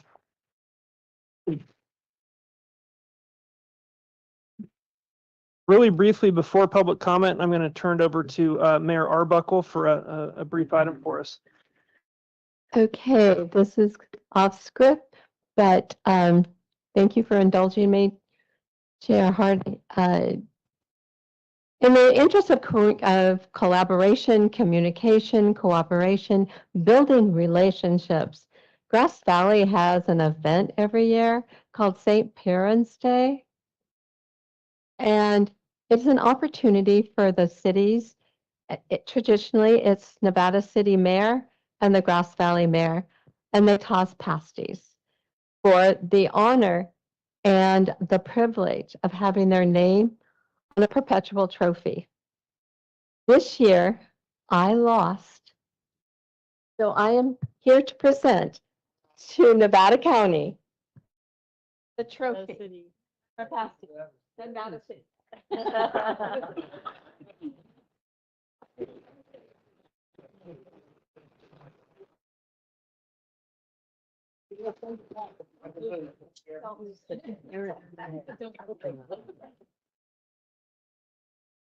Thank you, Hardy. You bet. Every year there's some catastrophe over the summit that prevents me from coming down to throw pasties with you. So sometime I'm going to have to actually get a hotel room to throw pasties down here with you. And this year, I mean, last year, I know we had, Allison was out there and she's saying, how come we don't get to compete? I think we're going to change the rules and we're going to have the chair of the supervisors, the mayor of Nevada City, mayor of Truckee, and the mayor of Grass Valley, who all will compete for that wonderful trophy. And St. Parents Day is March 5th this year. It's I believe, a Wednesday. So stay tuned. We look forward to it. We're going to move on to public comment. I have a mandatory statement I need to read for public comment. Public comment is 45 minutes long. Members of the public are invited to participate. Comments will be limited to topics on the agenda. Members of the public shall be allowed to address the Board of Supervisors on the topic of emergency preparedness only. As appearing on today's agenda are the interest of the public and are within the subject matter jurisdiction of the county, cities, or town. Speakers are encouraged but not required to give their name and address of residence. Please direct your comments to the joint jurisdictional body, not the audience or staff. No individual may speak more than once during public comment. Please note that each speaker will be given 3 minutes. Therefore, please keep your comments clear and concise. In the interest of civil discourse, it's the responsibility of the chair to ensure public comments are conducted in such a manner that avoids disruptive activity, promotes mutual respect, keeps comments focused on issues, and avoids personal attacks. Time limits may be modified at the chair of the board's discretion. You may provide comments by speaking directly to the body from inside the venue by queuing up on your left. Oh, there's Caleb over there. Thank you, Caleb. In addition, we'll also hear public comments from our virtual locations of the Trout Creek Room at the Town of Truckee Government Center. If anyone has written public comment to submit today, please provide to the Chief of Staff, Clerk of the Board, Jeffrey Thorsby. Any written public comment may or may not be read into the record pending time, but will be incorporated into the official record.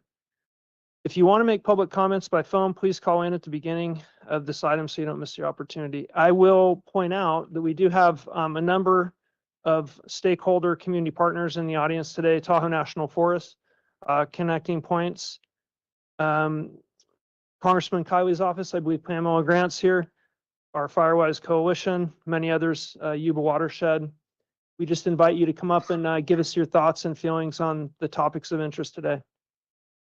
And I think we have the Fire Safe Council here as well. We welcome you to step on up and give us your thoughts and feelings. Again, I don't think the mic's going to turn off today, but we're going to give you 3 minutes. And when you hear me say thank you, that means your 3 minutes is up.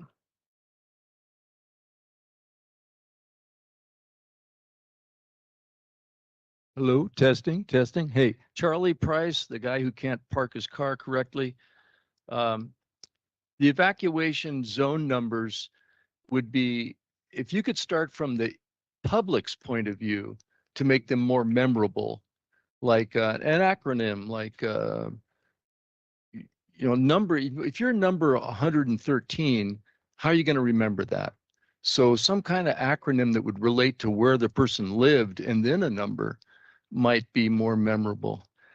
The 211 program, if there could be announcements done at a venue like there is for the Nisenan, just a short announcement of its existence, people would be aware of it. Public perceptions, what's desirable. If the real estate community advertised a property as being more fire safe, as opposed to the nestled in the woods concept, that would help.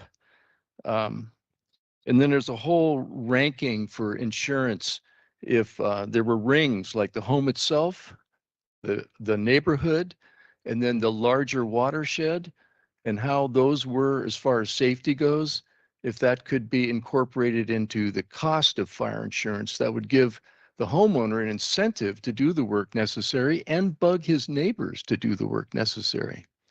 So, well, I got a lot more, but I'm going to cut it before I get called off. Thanks for your comment.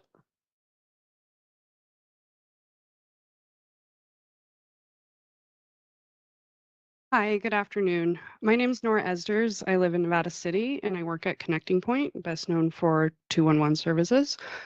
Connecting Point is also actively carrying out 2 concurrent FEMA contracts right now to support long-term disaster recovery in Nevada County. This is because our area has had 2 presidentially declared disasters just in the past 3 years. River Fire and the 2023 severe winter storms, aka Snowmageddon Part 2. I am the lead of both disaster case management programs, and our small team has had boots on the ground for the last 2 years with local residents who have been severely impacted by these disasters. We've proven ourselves extremely capable at bridging gaps and filling unmet needs. Our team has brought over $700,000 of direct to survivor support to our community. I appreciate Butte County's panelists reminding us that recovery takes years. It does. We're in it right now in Nevada County.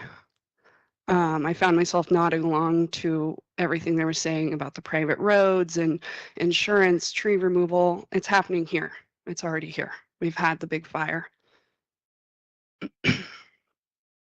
I understand this meeting is about disaster preparedness. I have to argue that to truly and fully be prepared for disaster, our community must be prepared to support long-term recovery efforts, especially to support those that are the most vulnerable in our community, such as those living in manufactured homes, people with disabilities, elderly folks.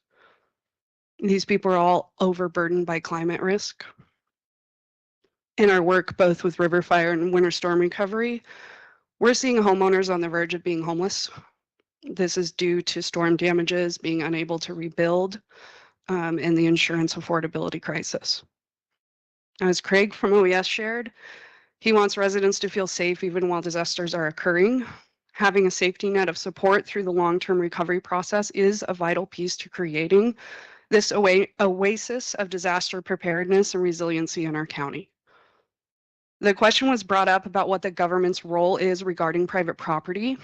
While our federal government has deemed it important to provide direct support to homeowners impacted by disaster.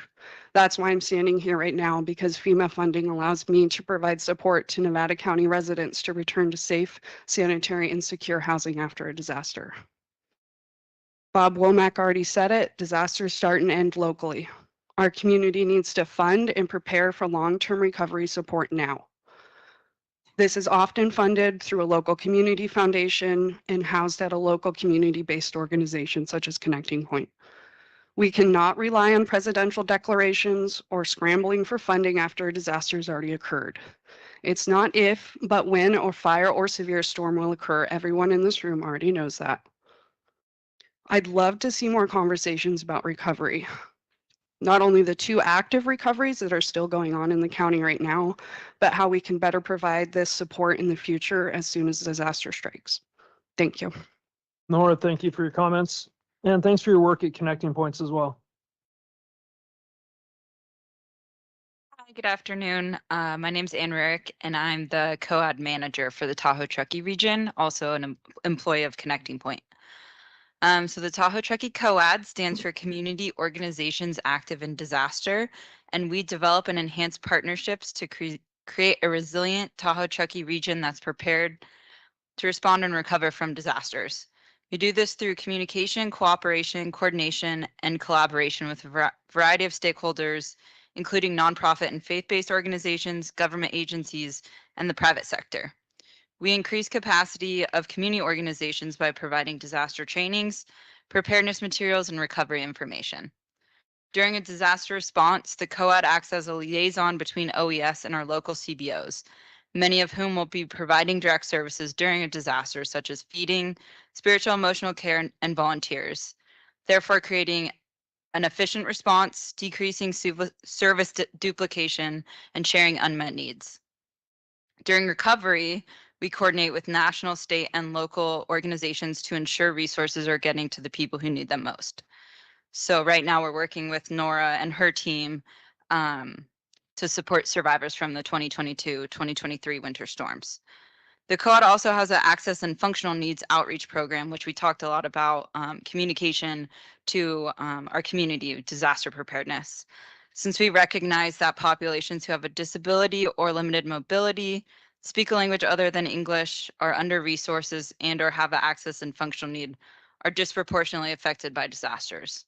So one of our big initiatives for the summer is assisting in Code Red signups at different community events, particularly among Spanish speakers. And we're learning that this population is really unaware of emergency alerts in the zone system.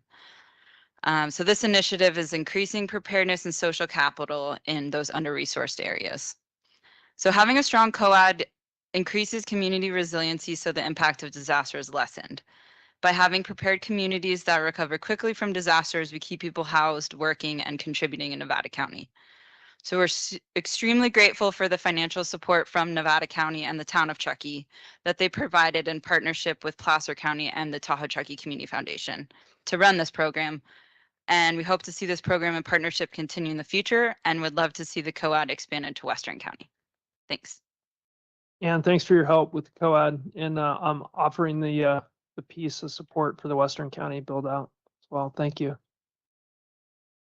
Hi, I'm Erica Costina. I'm the chair of the Coalition of Firewise Communities in Nevada County. And I just want to remind everyone on the topic of communication, we're a really good resource to get that information out into those communities, neighbor to neighbor. We have quarterly meetings where our partners give reports. We have the fire people, we have the Fire Safe Council, we have the county, Craig is there. And it's just a really good opportunity to get your priorities and the information that you find important out to those communities. And it goes two ways. We'd love to be able to get information to you about what's important in those communities. So thank you all for being here. Very good. Thanks for your comments.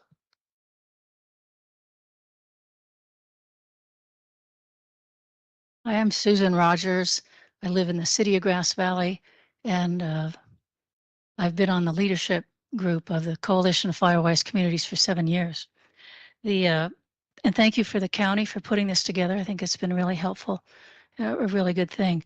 I really admire the City of Nevada City for your Citizens Fire Advisory Committee, and I would really like to see that in the city of Grass Valley. I think it would be a good thing for us to have there, and there might be an opportunity now with the Measure B having passed and with some funding for that, that maybe there can be more resources from the fire department side to support more citizen engagement within the city limits about fire issues.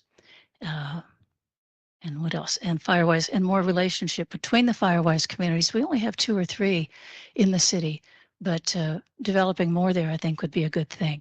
I want to thank the county for the micro grant program. There's been 2 now, and it's somehow they find money to give small grants to Firewise communities to do work on the ground, hands-on stuff, and it really makes a difference. And I think it's a very good program, and I hope that that can continue. My background is in communications, and I think there's one thing that the governments can do here quickly on that whole tourism and communications thing is by somebody pass an ordinance, maybe it can be county-wide or maybe it can be county and the cities and the towns, requiring every hotel and every short-term rental Airbnb to have a document posted on the back of the door with the zone at the top saying evacuation zone and the number for whatever that hotel or Airbnb zone number is. Have the media listed on there, 211, call 211, listen to KNCO, listen to KVMR, look up Ubinet, just put those vital communication things on there and require every hotel and short-term rental to have that posted on the door. And by the end of this year, I think that's some low-hanging fruit that you could make happen fairly quickly. And then that same document could be made available to the public for download from the county website with just the zone number blank, and people fill in their own zone number, then they'd have something they can post on their refrigerator or wherever. So thanks for having this today. I think it's been very good. Thank you for your comments, Susan.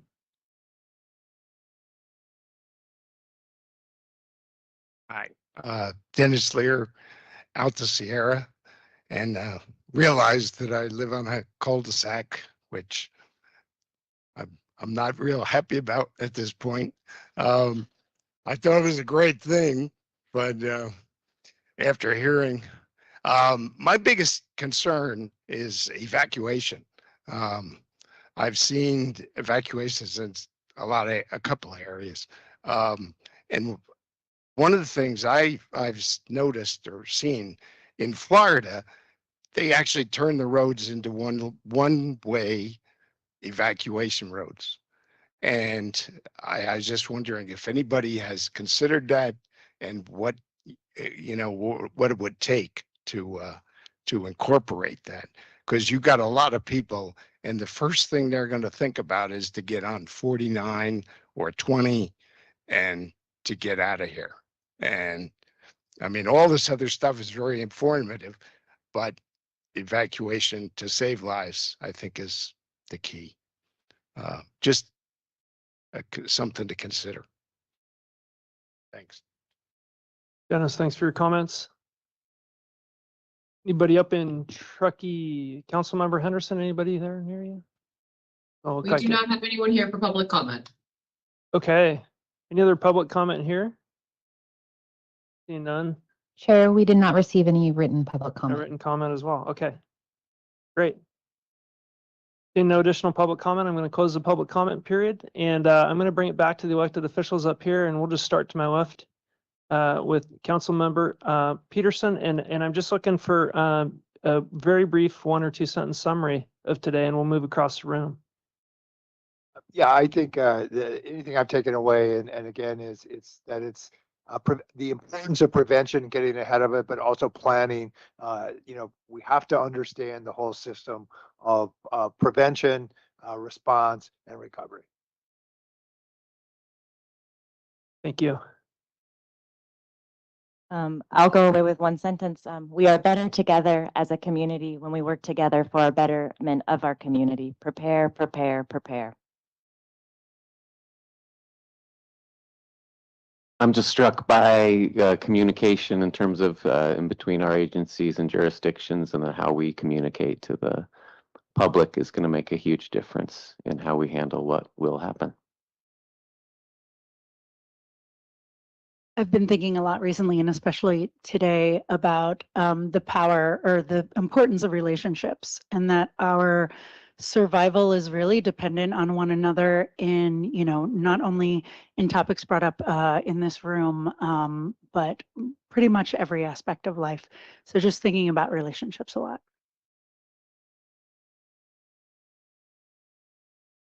Right now, I'm thinking about in one way to engage the community better is to set a very specific target for the homeowners, like just do zone 0 this summer.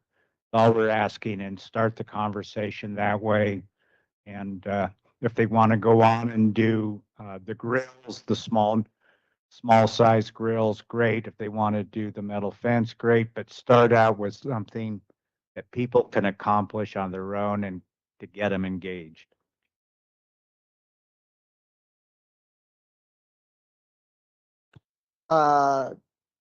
Collaboration, communication, education, rejuvenation. I like it. Complacency. This room should be full today, and it's not. Interesting concept, Supervisor Schofield. That's a great point. Move over to Buckle. I think that this is the best way. We need to remember, we need to communicate how we have today. We need to continue to collaborate the way we are talking about today, and we need to move forward and cross those jurisdictional lines and political party lines. We just need to work together because we all live in Nevada County.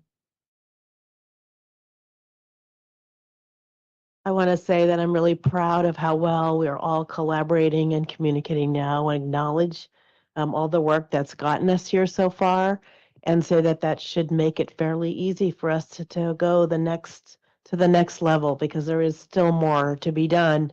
And I think I also am wanting to double down on the whole secondary egress and evacuation issue after what we heard today.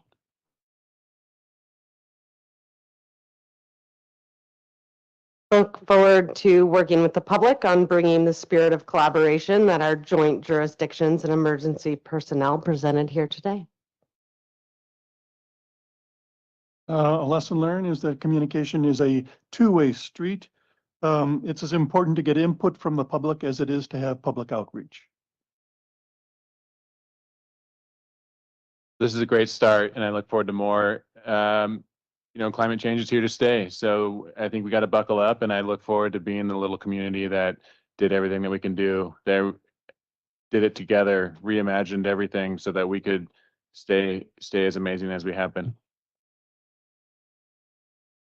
Well, I'd say we've covered a lot of the great ideas, but back to this is collaboration is going to be key, and complacency was a good one that Ed just said, and I thought about in the back of my head is how many times we have an emergency when it doesn't affect us. not us as a county, but us as a people, how we get complacent. And there's so much work to be done. And if we don't do that work ourselves and not just depend on government, we're never going to get this accomplished. This has got to be a community-led program, right? We have to keep doing this because we can't always depend on money being given to us and all those things. So this was great. Lessons learned. That was a huge part of the conversation today. And thanks everybody for being here. And I just want to point out, you know, all of our first responders that are in the room that all help to keep us safe. Search and rescues here today, you know, our Team Heart that does our animals. There's so many things that Nevada County has in place when we have emergencies. And again, we all have to do this together because we're in it together, right? So that's, thank you. Several walk-away messages for me. The first is the importance of building relationships ahead of time, and that's certainly something I could work on to do more, and I will. Another is to engage the public more. They're an incredible asset in our community, and I'll include both Firewise communities and spinning off of Council members Fleming's comments earlier, the importance of nonprofits in our community. We need to work with them as well. And finally, we need to cooperate more on legislative action. As a large group, we could accomplish much more, and I'd like to see that. Excellent, excellent points. We're going to go to Courtney, Councilmember Henderson and Truckee. Thank you, Supervisor Bullock. I think my takeaway for today is really just thinking through continued opportunities for collaboration and for advocacy for what we all really need, not just within Nevada County, but really throughout the North Country. We're all facing these same challenges and issues, and rural communities can be perceived as small in Sacramento, but we're very powerful. We know how to use our voices.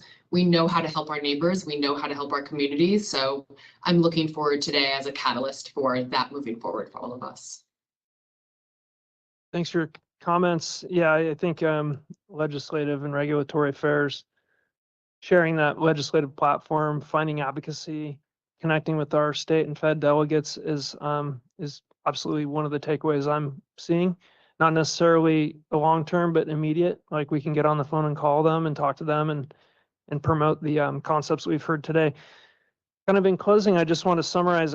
There's just a tremendous amount of information. I have a lot of notes here that I've gotten, but I would just encourage everybody here to send emails connecting any of the people in the room that you feel are important, right? So you can email me, you can email any of our staff, any of the town or city staff, each other as electeds, other stakeholders here, and just continue to communicate. If you have questions or takeaway points that you want clarification on, please reach out. Or if you think there's one or two really important things, please send them to me and we'll try and summarize them. And what I'll do, I'll make a commitment to you to have a report out at our October 8th joint jurisdictional meeting so we can kind of see where it's gone full circle. I came up with these two boxes, tactical and strategic, and I'll just spend a couple minutes summarizing these for us and see if I hit the mark. But on the tactical side, really evacuation. Immediate need to tackle the evacuation problem. I know we've all got plans in process and other neighborhood plans, including Firewise coalitions that talk a lot about it, the Fire Safe Council and others, and fire agencies. So regional collaboration on unified evacuation, ingress, egress. Also on the tactical side, some relief from NEPA and CEQA to fast track, reduce environmental bureaucratic red tape and get some of the project work done. Another one of the takeaways for me. We heard it briefly, but I heard it kind of threaded just a little bit through many discussions, but handling vulnerable populations and how we treat them, how we identify them, and how we serve them when difficult periods of emergency arise here in our region. And then again, immediate legislative and regulatory action. And on the strategy side, I mean, I heard loud and clear, I don't know if everybody else has, but it's all about relationships. It's all about relationships and communication, having those predetermined. I mean, I think we saw it on both panels. And then again, as electeds, in those predetermined kind of precursory, genuine relationships. And you know who to call when you need to get something done, building those relationships. I think our community is great at it. I know we all share And when we leave, we go to the store and talk to people and we recreate with people and we raise our kids together here. It's an awesome opportunity in a rural county, and we should leverage it to our advantage and to our benefit. Those relationships are what gets it done. And then communication. I heard it internally. I think we do pretty good. At least I kind of sense that we all were saying that was one of our strong suits with the agencies. Maybe some enhancement on externally facing communications and letting the public understand, particularly on the zones, different evacuation methods and getting information out. So I think you may share in this, but I find it difficult because we just pump all this information out, right? It's like constantly going out from all these different channels. And people are like, I didn't hear about it. So I think we need to think or change the way we think about delivering communication to see if it's really hitting the targets we want. And then Supervisor Schofield touched on this really great point, which is the audience behind us should be packed with people that care about this. But we didn't have any fires last summer. We had a few this summer, and then the previous summer we had essentially an entire summer impacted by fire. So how do we combat complacency, not only in the people we serve, but in ourselves? And I think this is a great start, talking regionally, coming together. We have another opportunity to combat complacency in October. And all the time in between. So with that, I'm just going to, I'd like to give a sincere round of applause to all the people that supported this effort today, our panelists, the staff members who put it together, and all the people that serve on the OES and emergency preparedness side of things. So please welcome them and give them a thanks. And with that, I think we are going to adjourn. Our next meeting is October 8th. Oh, I'm sorry. I forgot. We want an elected picture. I don't know. Where do you want it? Anybody have an idea for us? Just right in front. Okay, sounds good. We'll jump up there and get a picture. And then with that, we're going to adjourn the meeting. And thank you so much for joining us. Oh, is there a reception? Somebody's highlight the reception. There is a reception. Where is the reception? Oh, in the lobby. Thank you very much. Immediate reception to follow this. Thank you. Bullock, Supervisor, are you going to send out minutes or a hot wash from this so everyone would have that? Yeah, good point. We will. Okay. Thank you.